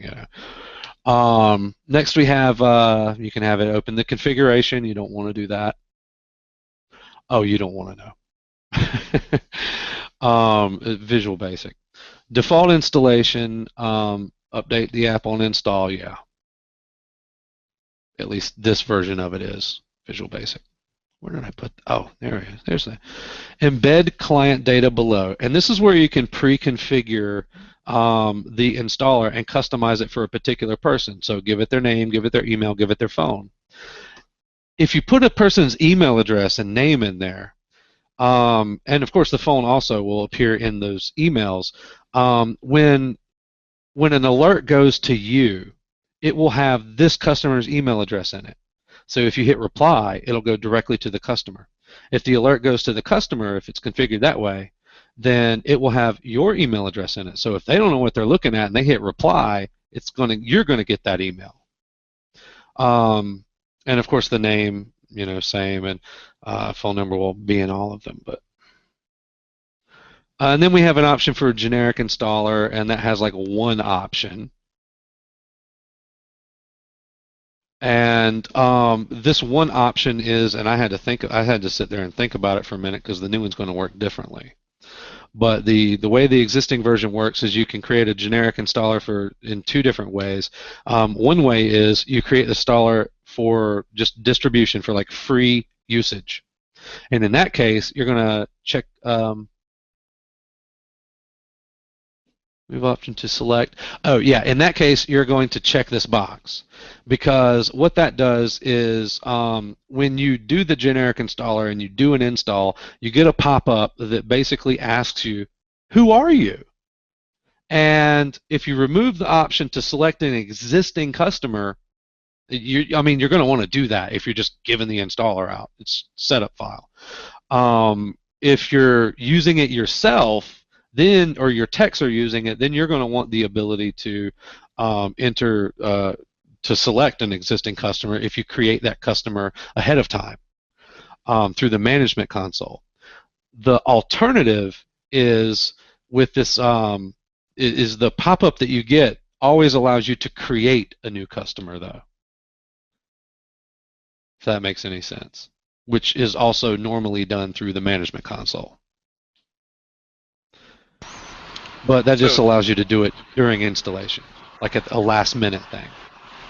So basically, if they were giving this away when it pops up with when they install it, or like if they download it off their website and the client installs it, they'll get a box that pops up asking to enter a client ID, and that will just let them type in whatever. And then if you have it set so that it's not checked, and you use that generic installer, that means your techs can use it, and as long as an ID has already been created, they can just select it out of the list and be able to set that system up. And the situation you would probably use that in the most is if you have an office and you have a tech going over to that office, you set up the client ID ahead of time, they go to that office, just use that generic installer and select that client ID so everything's configured to them, I think. Is that correct? Yeah. Yeah. Okay. And right here we have, bada bing, bada boom, selected client ID restriction. So anything you select in that list on the left, and of course multiple selections and whatnot, you have your options here. You can disable application launch, meaning the app won't start. You can disable the custom buttons, meaning any third-party app that you configure, that you customize in there, they can't start. You don't get source code if you want to customize, but I'll show you how to customize in a minute. Below that is you can disable the fix internet button. You can disable the maintenance, or you can just have the app uninstall itself.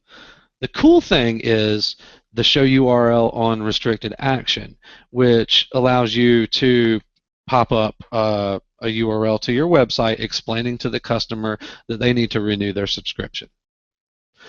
There is no subscription management in this software, i.e., there's no way you have to manage when your clients buy it and when they renew it and how they pay for it. We don't do that in the software now, currently. Paying for it through the software, I don't even know about. You can easily configure a link to PayPal, a one-click guy, or something like that, or to your payment page on your website, and that can be your URL on restricted action. But you're going to have to do the actual management of the length of their subscription and when it expires and all that stuff. I don't know what Brantley has in mind for the future there, but that's on him at this point.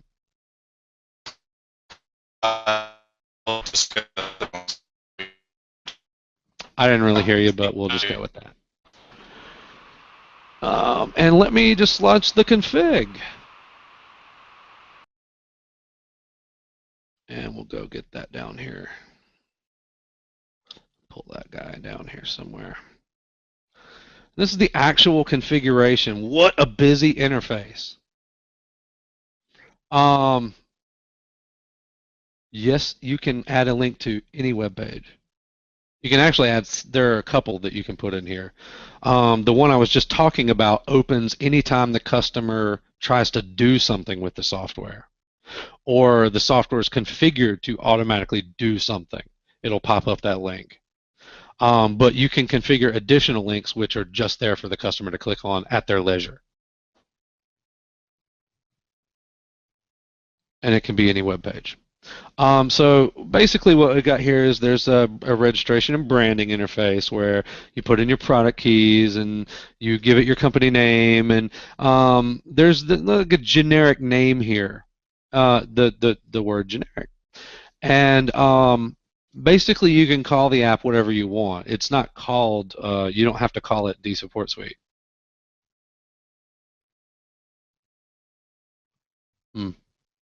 Maybe I moved the mouse too quick. You can choose to show the app version or not. There's an application icon, a bitmap or a PNG logo, a splash screen. You can have a splash screen configure when dSupport loads. You can actually have that splash screen pop up when Windows starts. I have a feeling that he has not configured one, but I will try it. He has not configured one. No, I haven't. Currently, those things have to be named a certain. It has to be named splash logo dot PNG or whatever. The future version will allow you to have it say whatever. And of course, you can configure how many seconds that will display to the customer. Then there's a couple of logos. This last one was the big banner logo. And then here's the options where you can choose the what kind of size and shape it is, and the full length rectangle logo is what I recommend people always do. 500 by 140 is the general pixel area that you want to mess with. And of course you can have it go to your website or any web page when they click on the logo, and when their mouse hovers over the logo, it'll go to the little hand pointy icon, and that'll be nice. I'm going to completely skip over the interface and skins because that just shows you these where you configure the phone number and this miscellaneous text. The headings for the columns on the left side, your PC maintenance and all that, get support. And those names can be configured here. You can configure details, which is where you can put in like maybe your physical shop location or store hours and junk like that. We also have a simple interface, and I didn't even think to show you that. The actual main interface we showed you a minute ago, the client software that the customer sees, you can actually have a simple UI which is just buttons. They're just big buttons. In fact, let's do that and show you. Come on, there we go. Oh no, there we go. And then down here, not that far down, come on now. Save and test button, and then that'll pull up, and because he's got so many things configured, it just goes on top of each other. But you want to do this when there's like 4 options, and as many options as he's got configured, you don't want to do that. And the new way will be a little bit differently. But I have no idea, Sal. I have no idea how many people use this. I know our server is slammed. We used to host where you didn't have to do your own server, and it's constantly slammed. But basically, this is the simple UI, and this is what you would give to like your older customers, grandma, or people you just don't want to know anything or do anything. And then you can configure whatever large buttons with large text, and that's really just for your older customers. Number of paid licenses, I don't know. Records are fuzzy because it's a one-time purchase. not a subscription thing. I didn't keep track of it for the first year or so, even. What numbers Our, since our I can probably tell you how many people have bought it in the shopping cart, actually, but the shopping cart's only been up for a year or so. That particular one, incarnation of it. And then the only other little neat thing before I actually do that, if you want me to do that, is the maintenance button will actually tell you when the last maintenance was, just because the text is so big and there's room for it. The button is so big and there's room for the text. That way the customer knows, oh, I just did that the other day. Or because it's automated, and the whole point of it is a weekly or a monthly automated maintenance routine, then it'll just show the last run date, obviously, for the automated thing. So if the customer fires it up, they go, oh, this was already done. It's been doing this for me. That's also how they can verify if it's been done. Let me go back to this config here. Next thing we have, in the original version, and this is going to be different actually, but we have a email button. Like the buttons at the top are different than the buttons at the bottom. They're specific, and you can only configure them for a certain purpose. So in this particular case, you can either, and the buttons are all configurable as to whether you can choose for them to be displayed or not. And of course the caption, email address. You can also have it go to a URL. You can have them a URL only as a second option if the first one is an email. And that will actually give them a second button or a second link, which you can configure the text for that there. You can have the URL open in our internal browser, which is a stripped down version of nothing.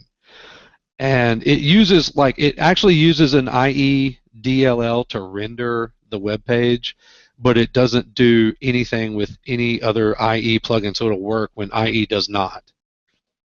You can do an internal email client, so they don't have to have an email client as well. And you can have it prompt the client to include your PC information, all the health stuff and all that other stuff. Now you got like a paranoid customer, you probably don't want to do that. I don't know. But and again, this interface hasn't been worked on in years. So it's not just the way that it looks, but it's also the way that it acts, the way that it functions, and that you configure it. Like a lot of this stuff, like I said, is separate. And the newer version, I had more planned like a kind of a scripting thing. Can we fix blur of Hangout? Are you blurry? Brantley, are you blurry? I don't see any blur. Well, my picture is blurred because I have my quality set low, but yours looks fine. Yeah, I don't know what he's talking about there. I guess not. I don't know. Yeah. I don't know, man. Well, we'll put this online. Yeah. This will be. Yeah, this is actually going to be on YouTube anyway. This is all live and it's recorded, so hopefully maybe through there. It wasn't blurred, yeah, there. Also, since we're at a midpoint here, just in the past year, from when the shopping cart was available, we have over 108 tech shops are using dSupportSuite, and I know personally several that have well over hundreds of clients that they manage with it, so just throw that out. Okay. And we have thousands of D72 subscribers active. I'm just going to have to describe it, Sal, at this point, because I don't know what to say. It looks great to me and him. That's weird, though. Looks fine to me. Well, we're also all in the Hangout, but you guys are in different... Brantley's on the road, man. Yeah, I don't know why it would look great. Yeah, we'll have an evaluation copy for you, Sal. So if you just you'll be able to see it. Yeah, information and overview, and then you'll have a copy that you can play around with from there. And then we'll also put it up on YouTube. So you can come back and check it out later on our channel. Yeah. That's what we'll do. So I'll just move on there, and I'll just explain more. Emails can go out in plain text. They don't have to be HTML, but they can be HTML to be slightly prettier. Unfortunately, HTML emails tend to go to spam sometimes, and depending on how you have that worked out, that's on you. You configure your own email server. Notice right here. You configure. I'll state that again. You need your own email server for this. We don't let you use our email account. Going down, we have email options and defaults, and this is where you can configure your admin email address. And of course, this is where the admin emails go. And you can have multiple addresses separated by a comma and space. Email options are here. There's just 4 of them. And there's 8 checkboxes because you can choose to send them to the admin and or the customer. Doesn't matter, both, whatever. You can do maintenance reports. This is sent out every time you have a configured maintenance, which is either weekly or monthly. You can send heartbeat reports. This is a daily activity, and I'll explain that in a little bit. And it has your health check, and it just basically lets you know that your customer is still online and still operating. You can have it send out event log alerts. If you have anything configured, which I'll show you later, to alert you on anything in the event log, that's fully configurable. It will send an alert for that. And then you have custom app emails. That I'll have to get to in a little bit. There's really only one or two things it can do there. But that's for if a custom app triggers an email to be sent. Then, like if you have A2CMD, you can configure that, or even Windows Defender. Security Essentials, Microsoft Security Essentials, and Windows Defender, you can configure those as well to do automated scans, and actually like full system scans and whatnot. And they actually have an ability to send you an email if something was found, or something was prevented it from scanning, or if there's a problem or whatever. So that's what that 4th checkbox is about. And again, the 2 columns are send it to the admin or send it to the client. They're checkboxes, so you'll notice you can have any combination of any of those. Client email options can also be set within the config light thing. We'll go over that if we need to. We also have a dedicated button currently for your remote support app. I don't even recommend using that anymore. It can be done through a custom app, far easier. Automated system restore. Here's where you can configure your system restore. You have a button for it. You have it just create a restore point. You can also just have it set a schedule on this computer, just in case you're working on the configuration on that computer.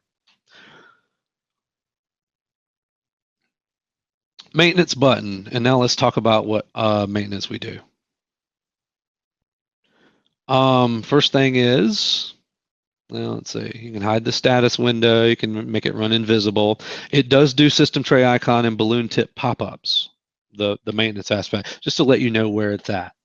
Note that these pop-ups will only occur if the customer clicks the button, not if it's running automated or invisible. You have the option to show a cancel maintenance prompt in case the customer's been using the software. Using their computer at the time, you can have it pop up and say, "Hey, we're about to do maintenance. Are you sure? You busy right now?" And then cancel it, and it'll just pop up the next day or whatever. Give it a timeout, etc. And likewise, there's a reboot prompt when you're done that you can configure or not, depending on what you want to do.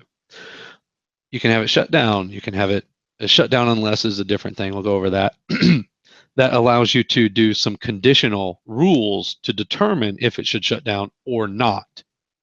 And that also applies to restarts.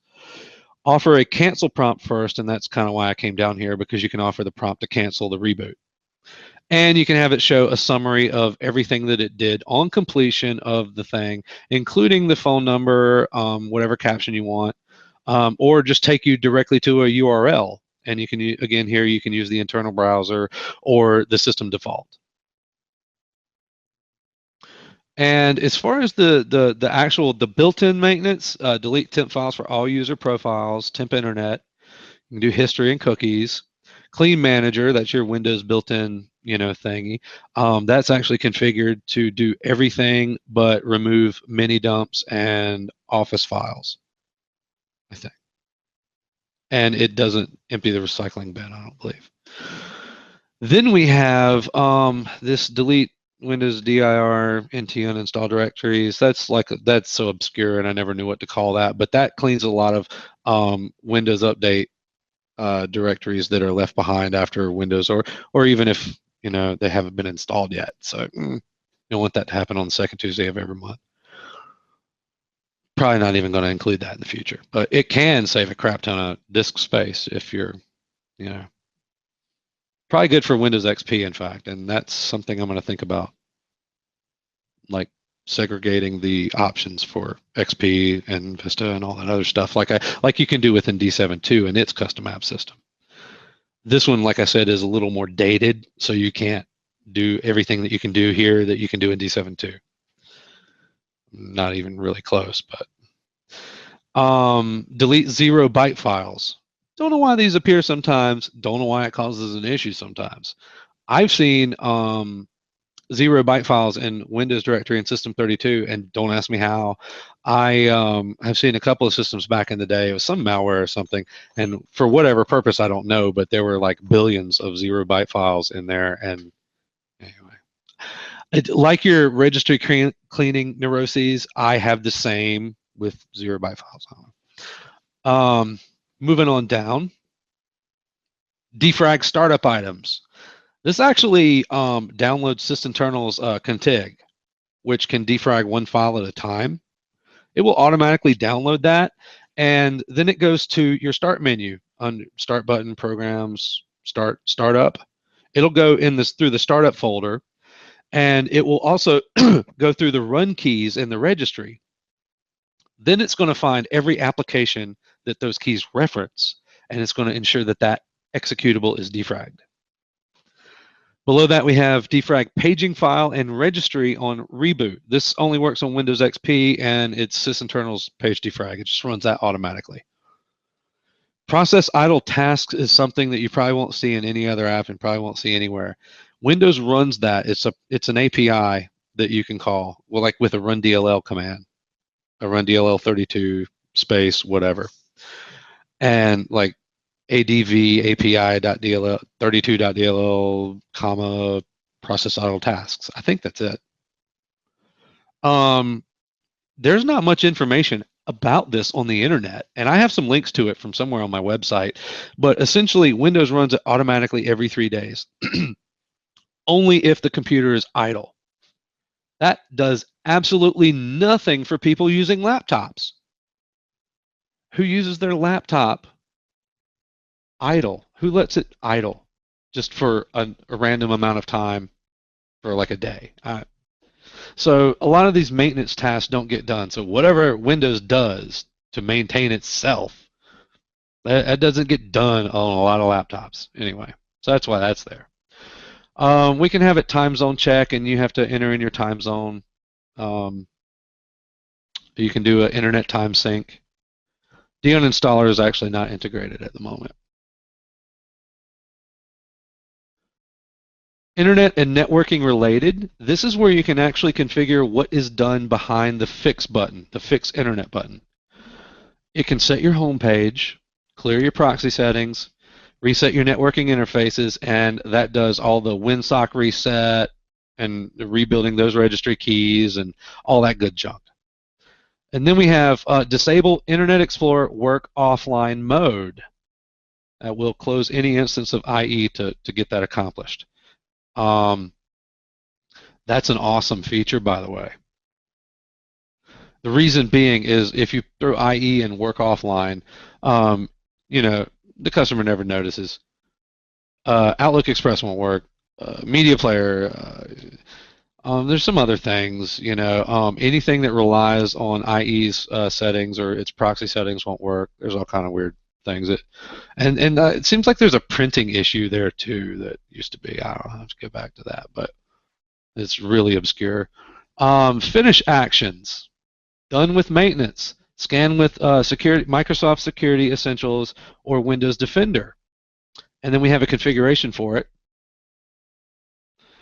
This is just a little built-in functionality, which will scan the system with that automatically. You can have it do a default scan as it's configured in the user interface on that computer, a quick scan or a full scan. Email when malware is found but cannot be removed. That's an option. You can choose what the subject and body says. This is the email setting I was talking about to email the custom apps to the customer. Or yourself. This is where people make their money. So pay up, listen up. I ran across a guy, and I didn't even think of using the software in this way. There's a guy on in my older forums who set these emails up, and they go to him and they go to the customer, and both. And every time that happens, he calls the customer because the phone number's in the email. And he says, hey, did you guys get that software I put on your computer? Did y'all notice you have a virus that can't be removed? I think you need to bring it in. I don't know. I mean, maybe for some people it's creepy, but however you broach the subject, it works for him, and he generates additional revenue on that. Like I said, I didn't even think of that. So there are some really creative uses for some of this. And you can also have it send an email if the scanner terminates unexpectedly, like some malware killed it, or something's wrong with the system. All right, so that's that. And then going on down, we have the email on completion. You can include the heartbeat, and I'll go over that in a minute. That's the daily health report. You can attach any other reports that are generated, and that's another thing. You can delete the reports after they're attached, because if you don't want them on the local system. You also have the backup registry hives. That's a neat little feature I threw in there to actually back up the registry files that make up those registry hives, sort of like they're backed up in System Restore, except to a different location. I think it puts them actually in /support. And of course, you can have it create a system restore point after each maintenance and give it a name. And then we're back down to the reboot options and the show summary on completion or open a URL. So we're done here. And of course, any custom apps that you configure also run. These are for maintenance as well. And this is just the old bad interface to do. And these are some pre-configured apps in here. And just some ugly, just lots of boxes and things, you know, where you configure where to download the app from. You can actually have a separate download URL for 64-bit only. You can have it spoof a referring URL, because some sites don't like you just automatically downloading stuff, so you have to be coming from a certain web page for the download to work. And you can put that web page in here. App website, that's just you know where to go. Run installer first. This is all bad actually. I don't even want to explain this anymore. Because it's so irrelevant to what's coming. But this is the old D7 original custom apps system in place here, with one additional feature. But it works really well still. It does, but it's ugly. And over here you get to configure each app. So if you know that app that you're setting up doesn't run on Windows XP, just uncheck it. Or if it only runs on 64-bit or 32, just check it. If you only want the app to run on a server, You can check that. You can have it always attempt to download the app, even if the app already exists on the system. And you can force the app to be invisible in the auto mode, because some apps are going to put something on the screen regardless, and of how you configure them with the command line parameters to be automated. And oh gosh, man, my dad's calling me. Sorry, Dad. I have to call you back. It's my birthday, guys, for y'all just tuning in. Where's my mouse cursor? On the show desktop button. Yeah, it wasn't appearing on my screen to be there. Anyway, here we are. These little quirky quirks with the setup we're trying to do here.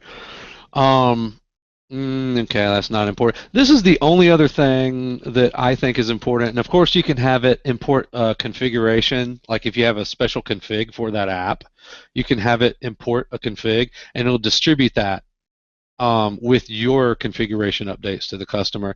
So, like for example, some people like the CC cleaner and the registry cleaning and stuff. You can configure CC cleaner in here to do whatever you want and behave however you want it to. You would take those CC cleaner configuration files once you've configured a copy, like on your system. You would snatch all those config files and then shove them in here. It's going to distribute them to the customer. Then we have, and it'll put them where they need to be after installing the app, but before running the app. So the app should then adopt that configuration. Registry files will get imported, batch files will get run, executed, and anything else will just get put in the application directory.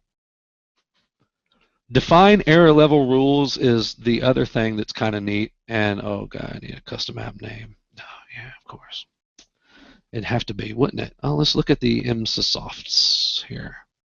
So MSysoft, or whatever, the A2CMD command line antivirus scanner that we have pre-configured here, is configured to generate a log file, and that's one of the things that gets emailed to you with the reports. And then we have these error level rules that you can define. Not always the most useful thing, but for some apps, most definitely so. Some apps return what's called an error level when they're done running, which reports back to the environment, the shell, or whatever ran it, if the app was successful or not, or if it needs to pass a custom message. It's a numerical value, 0 through 255. And error level 0 typically means a normal application exit. So if something is error level 0, that means it didn't return an error. That's good. If it's anything else, either there was a problem running the app, or or the app's trying to tell you something, and there's usually documentation on that, of course. An alert. What's up? I was just saying it would be like an alert. Yeah. And what you can do with that is, if it returns an error level that you don't like, you can have it send an email, attach the application log, display a message box to the customer. Of course, you can configure the email that gets sent. Or you can have it run another custom app, which you can select from the drop-down. There are actually else if. I have it say else if. That's just weird. And it has you can do an else if error level, which is like an optional, like, hey, if it's not 0, then error level 1. Normally means whatever, blah, blah, blah, send another email or whatever. And then you can have it like any other error, like unknown, you don't know what it is, send an email.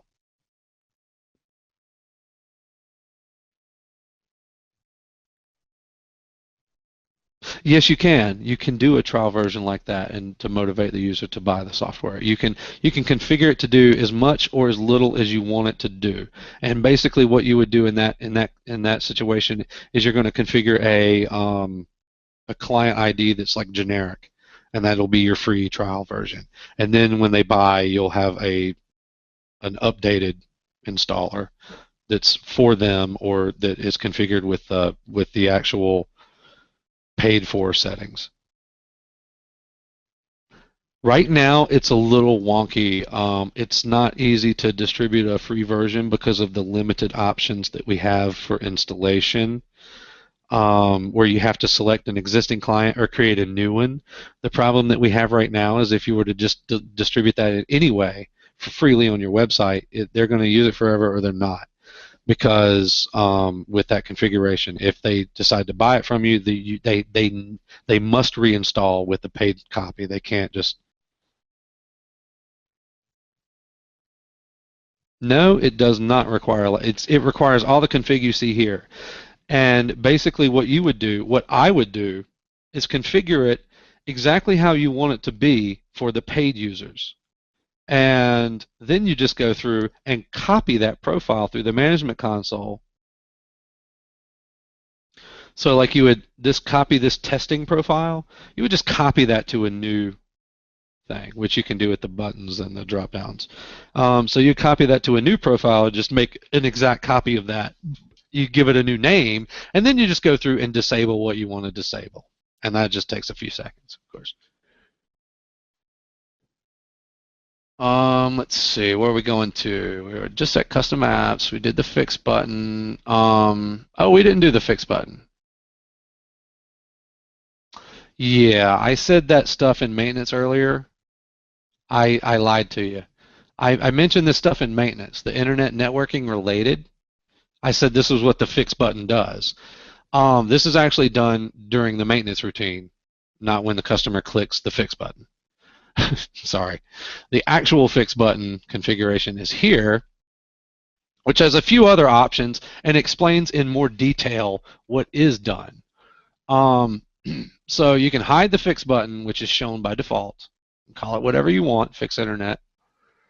You can have it display a confirmation button. So if you don't want it to just fix it, you can say, hey, are you sure you want to do this? This may disconnect you from the internet. It'll require a reboot. You want to save your work, etc., etc. And I have a little recommended text. And then getting below that, we start about what it does. Clearing proxy settings, which your 3 major browsers. Reset networking interfaces, and this actually tells you what it does, and I couldn't really tell you earlier, so it's a good thing that this is here. These are actually the command lines that get ran. NetSH command lines, reset catalog, interface IP reset, reset all, IP delete, ARP cache. I'm gonna have to think about that. Flush DNS, register DNS.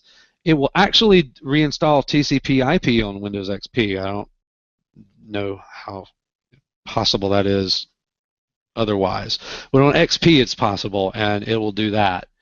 And the release and renew IP config to finish.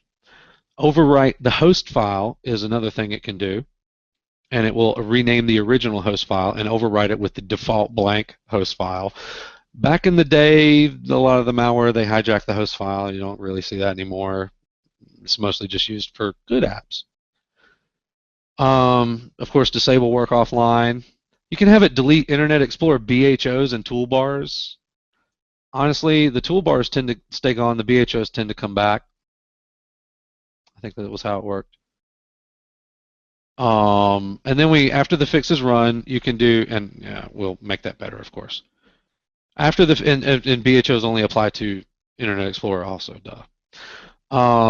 After the fix is run, you can fix the show a restart message or show your URL. And that URL can send them wherever you want. It can just pop up and say, "Hey, does it work now?" And I'm going to have to double check, but I think you can use a local web page too. There's a couple options here where you can use a local HTML file that you just include with the installer, so they don't actually have to have internet access. But if they do, then the links will work or whatever. Okay, custom buttons. I have all kind of stuff you can do with custom buttons. And this is just a breakdown. Currently, it's limited to 6 custom buttons. I figured that was enough. The future will not have that limit. We have enable custom button action. So you can enable the button, call it what you want, and you can have it do what you want. So we have several predefined things here. Open Windows Update. On XP, it opens the website, of course. Anything, well, as good as that does now. Anything since then, it'll open up the applet on the system. Open System Restore applet. Clear the print queue. Reboot to safe mode with networking. Those are our predefined options. Or open any URL that you want, your Facebook web page or what have you. Then we've got your run a custom app. That's another thing. So you configure a custom app and you can run it here. Drop-down selection box will have what you want, have what you already have configured. And now we're going to talk about the notifications and the heartbeat. So you have an event monitoring service. There's a rule set that you can create rules, as many as you want, to alert you through the email alerts as to whatever's going on the system, whatever you configure it for. And I'll go over that on the next screen.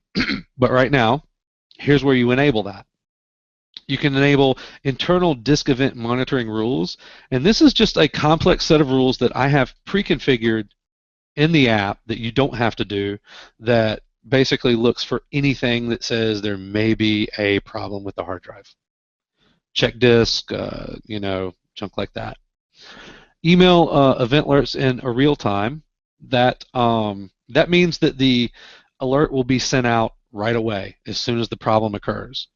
If not, it will be sent with the heartbeat, which is configured on. And then this is the heartbeat schedule.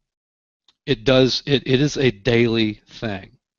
So you'd specify the time that it sends out the email, and it'll do the health checks and gather all this data.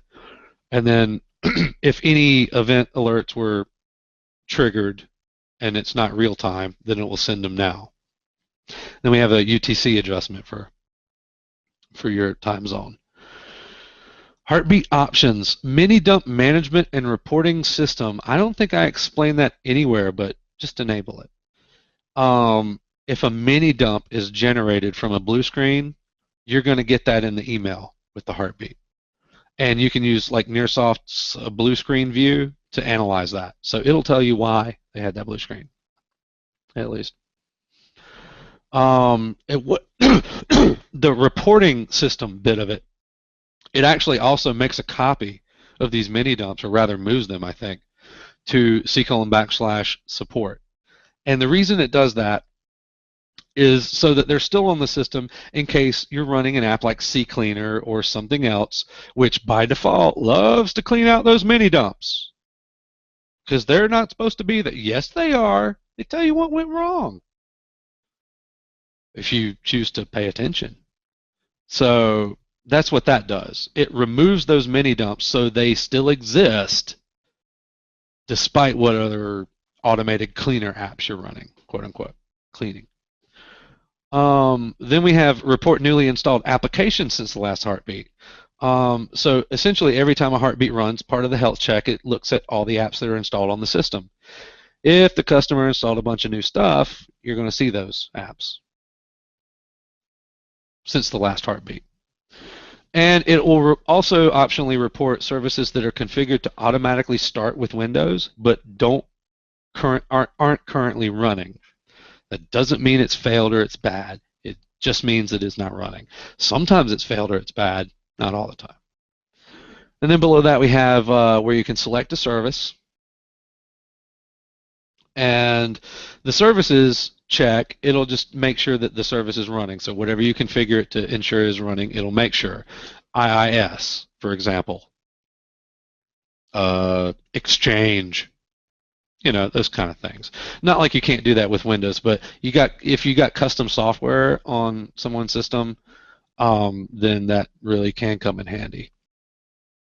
And then we're going to move to blah, blah, blah, blah, blah, event log rules and exclusions. Just to show you, and I got to speed this up, guys, because I'm getting close to another appointment here, but at the start of the next hour. But we only have 30 minutes on the YouTube too. Even better. 15 minutes, 20 minutes. 19 minutes. Even better, then we really have to speed this up. Yeah. Alert rules, this will allow you to configure your rules. And I have one pre-configured here. It will alert you on every single error that happens on the system. Don't recommend you actually use that. This is just showing you how to do it. Monitor event logs. You can do application, security system, you know, the good ones. Event type, warning, error, information, success, failure. We're going to look for all those custom event logs for future versions, by the way. They're not supported. Only the Windows Core event logs are supported here. You can have it trigger on any type of thing, and these are all additive. So it has to be an error and in the application log. You can configure an event ID, so it'll have to have that event ID. You can configure the source of the event. Keyword or phrase in the event description is the next thing. So anything in the description of that event, like a word like disk failure or something, you can configure that, although the disk things are already done for you, like as I showed you on the previous page. Exclude events. This is also awesome. And you see it says required for printer already in there. That's one of those things that you get, and I actually put that in there because it is real annoying anytime you RDP into another system and there's not print drivers on that system. You got for whatever you got locally, and you're doing the, you know how it works. You get all these event log entries that every time you do that connection, that it can't connect to those printers. So you just want, so like that excludes all of those events from being reported. And delete and save the rule. Let's see what we got down here. Global exclusions. So no matter what rules that you create above, as many as you want again, you can globally exclude every event based on a certain ID, a certain source, or a certain keyword or phrase. You'll never see it if it's absolutely worthless. Next item is shutdown unless. And in part of this speeding up, we'll make, where's my mouse cursor? Okay, enable schedule. Obviously, it's a daily thing. You can schedule the system to shut down or restart automatically. That is based on a certain set of rules or conditions that you configure. That's really mostly just good for servers. And all of these options are mostly just good for servers. You can force hung applications to close. You can write an event to the application log. You can email you on a successful shutdown, email you on a aborted shutdown. If the customer aborts, they'll get a prompt. You can configure that too, whether they do or not. If they abort or it aborts for some reason, or if it aborts for a reason, like if you have it configured to abort, if a certain process or file is running, a certain process is running, or a certain file is opened by a certain process, like QuickBooks, and that's actually down here.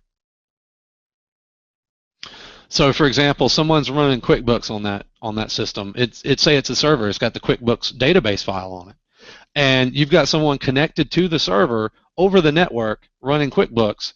There will be an open file handle to that file on the server. Shutdown unless here you can configure the open file to say, oh, if there's an open file handle to the QuickBooks database, do not shut down, because obviously you don't want to do that. And of course you can configure as many, and if a certain program is running, you can configure it not to shut down, etc., etc. You can also have it stop services and terminate processes before shutdown. Not much of a reason to do this unless you're running Exchange 2003. That used to have, they used to play hell on SBS, Small Business Server. If you tried to shut down 2000, just try to reboot that. There's a race condition between Exchange and some other services. Like the service, like I think it's like Active Directory shuts down first, and then Exchange tries to shut down, but it kind of needs something from the Active Directory service that's already shut down. So some validation of some sort. So then it like hangs for like 15 or 20 minutes. That's what that's for. You can go in and configure it to stop the Exchange services for before you do the shutdown and reboot. That specific scenario is actually why that functionality is there. because I needed it, which is how most of my tools come to into existence anyway. And let's see. You can test the operation, and it'll tell you all checks passed, the system will shut down, or the check failed because QuickBooks is running, or whatever. And you can configure a schedule and all that other good stuff. Finally, we have scheduling and auto update. You can enable the schedule for maintenance, be it weekly or monthly, have it occur on a certain week of the month or a certain day of the week, certain time, et cetera. We can have it configure the dcloud update, and that's actually the word dcloud. Pretend that's your FTP server. I said we used to host this, right? It was a long time ago. It was on the dCloud server. You can update your configuration at every single time the customer launches the application. This will cause a major startup delay if you use an FTP server. Not going to be a problem with HTTPS and Active Directory, IIS, and all that with the thing we've got planned, but it's a problem with this. So in this case, it will actually display that splash screen that we configure, that I showed you could configure earlier while the app is starting up. Then we've got where you can update the config from dCloud at every scheduled heartbeat. This does a configuration update daily. And then we have the automatic app update with the same options. And finally, the last config area is the custom installer options, which are also available in the management console. So this is kind of redundant. It's not necessary. You can have it send you an email after installation, so you know when a customer installs it. Like if you're distributing a free version, a trial version, you'll know if you check that who installed it. You also have the option to password protect the configuration, because you don't want your customer accessing all this, I guess. So you can set that password here, and you can make the password only on the full config, or just the ability to change their client ID, which is... And then we have report options. This is actually where I said everything goes to /support. That's actually not true. I forgot. You can select the location here, store it in the application directory, which is where it's installed in the program files. You can store it in this system drive /support / your application name, whatever you choose to call dSupportSuite, and a date. It will also date put it in a subfolder that's dated. Or you can put it in the all users profile / my documents / your app name space reports / date. So, or you can use, of course, your own custom folder structure, and this supports any Windows environment variable. So, like if you're at a command prompt and you type set, it'll show you all the Windows environment variables, and it'll use any of those. So, and it'll, of course, append a date onto that at the end. The crypto prevent and the uninstaller options never made it. Obviously, crypto prevents what's going to be in here first. And then you've got your save and test option, so you can continually check the app as you're configuring it, and then you can close it, of course. Bye. So that about does it, and I think we're going to get cut off in the next 10 minutes. Anyway, that's like the super rundown of the old dSupportSuite before we revamp it. The other quick things I want to mention is that you do need to apply that template to your client ID, and then you do need to upload those client ID changes to your FTP server. Correct. And let me just run back there real quick because I did jump the gun on that. So when you do save and close the configuration, it's only saved on the computer that you're running the management console on. It's not pushed out to the customer. So what you want to do is then deploy that configuration. And gosh, where's that option?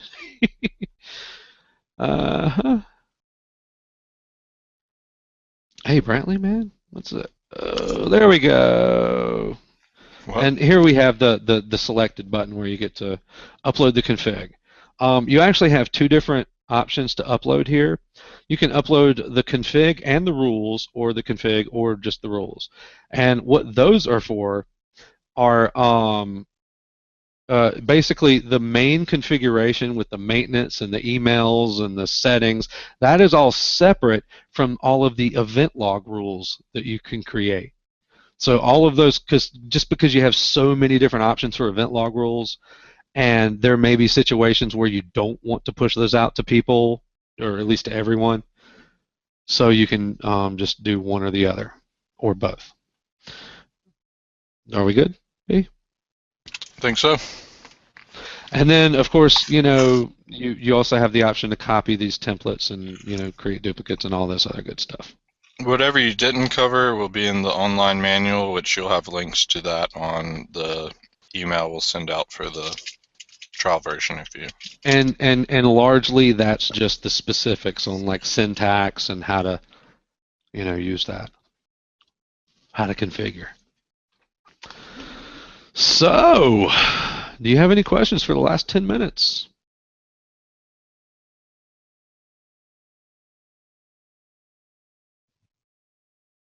And we'll wait because there's at least a 30-second delay, I know. So.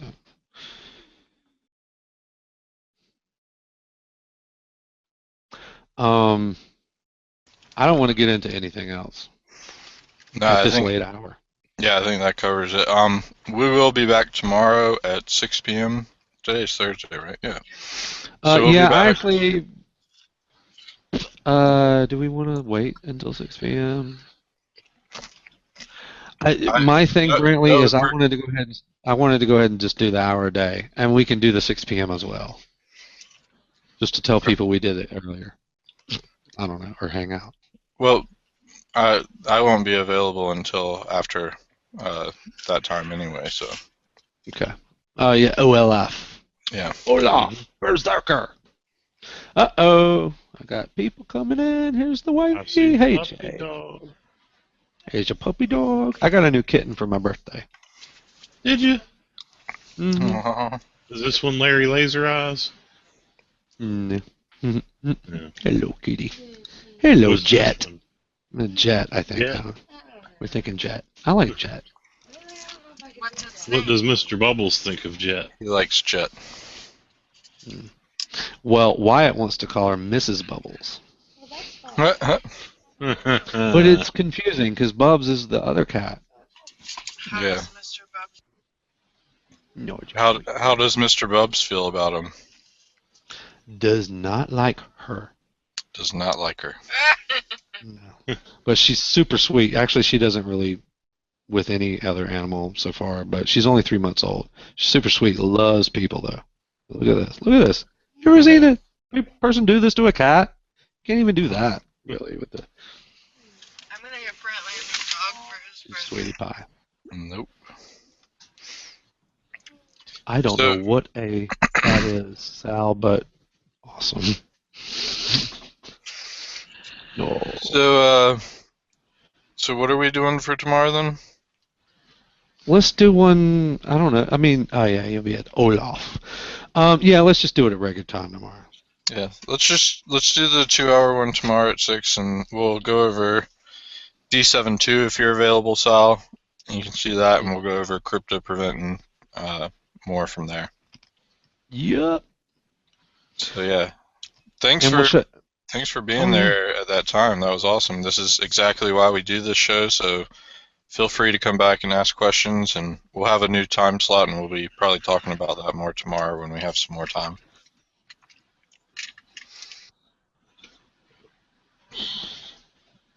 But I think that about wraps it up for us. I've run through my entire laptop battery on my Surface and almost 25% on my backup laptop. So yeah, again, not a problem at all. That's exactly why we do these shows, so we're happy to help and be here for it.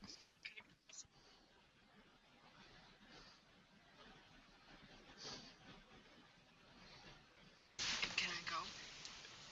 Yeah, and I think we're going to wrap it up here. And Nick, did you have anything else you want to say? I did, but I forgot. Okay. Well, we will let you sleep on it. Come back tomorrow. We'll talk more about it. Yeah. Make sure they know that that's 6 p.m. Eastern Standard Time. And yeah, anybody Yes. out there listening, 6 p.m. Eastern Standard Time. We're all on the East Coast. So. 6 to 8 we do. Yeah. On Friday. And this will be the last time we do that. Yeah. I have decreed. We're gonna do we always play around with stuff, but we're done. See you later, Sal. Thanks. Well, we're gonna do like an hour a day from now on, but only 4 days a week, or 3 or 4. 4. Not gonna do all 5. Not gonna do more than an hour. That's done. That's done with. The content will still be there, and it will be better content because it's shorter. Yeah. All right. Well, we will end it on that note, and we'll talk more tomorrow. Thanks anybody out there for watching. And Nick, I'll go ahead and wait for this to convert and then edit it at the hotel so that we can make sure everything looks spiffy. Oh, okay. Do we need to edit this one? Yeah. Anyway, Your iPad? well, that and some other things. Anyway, otherwise, Okay. later all. Thanks for being here and being part of the yeah. show, and we will talk to you all later.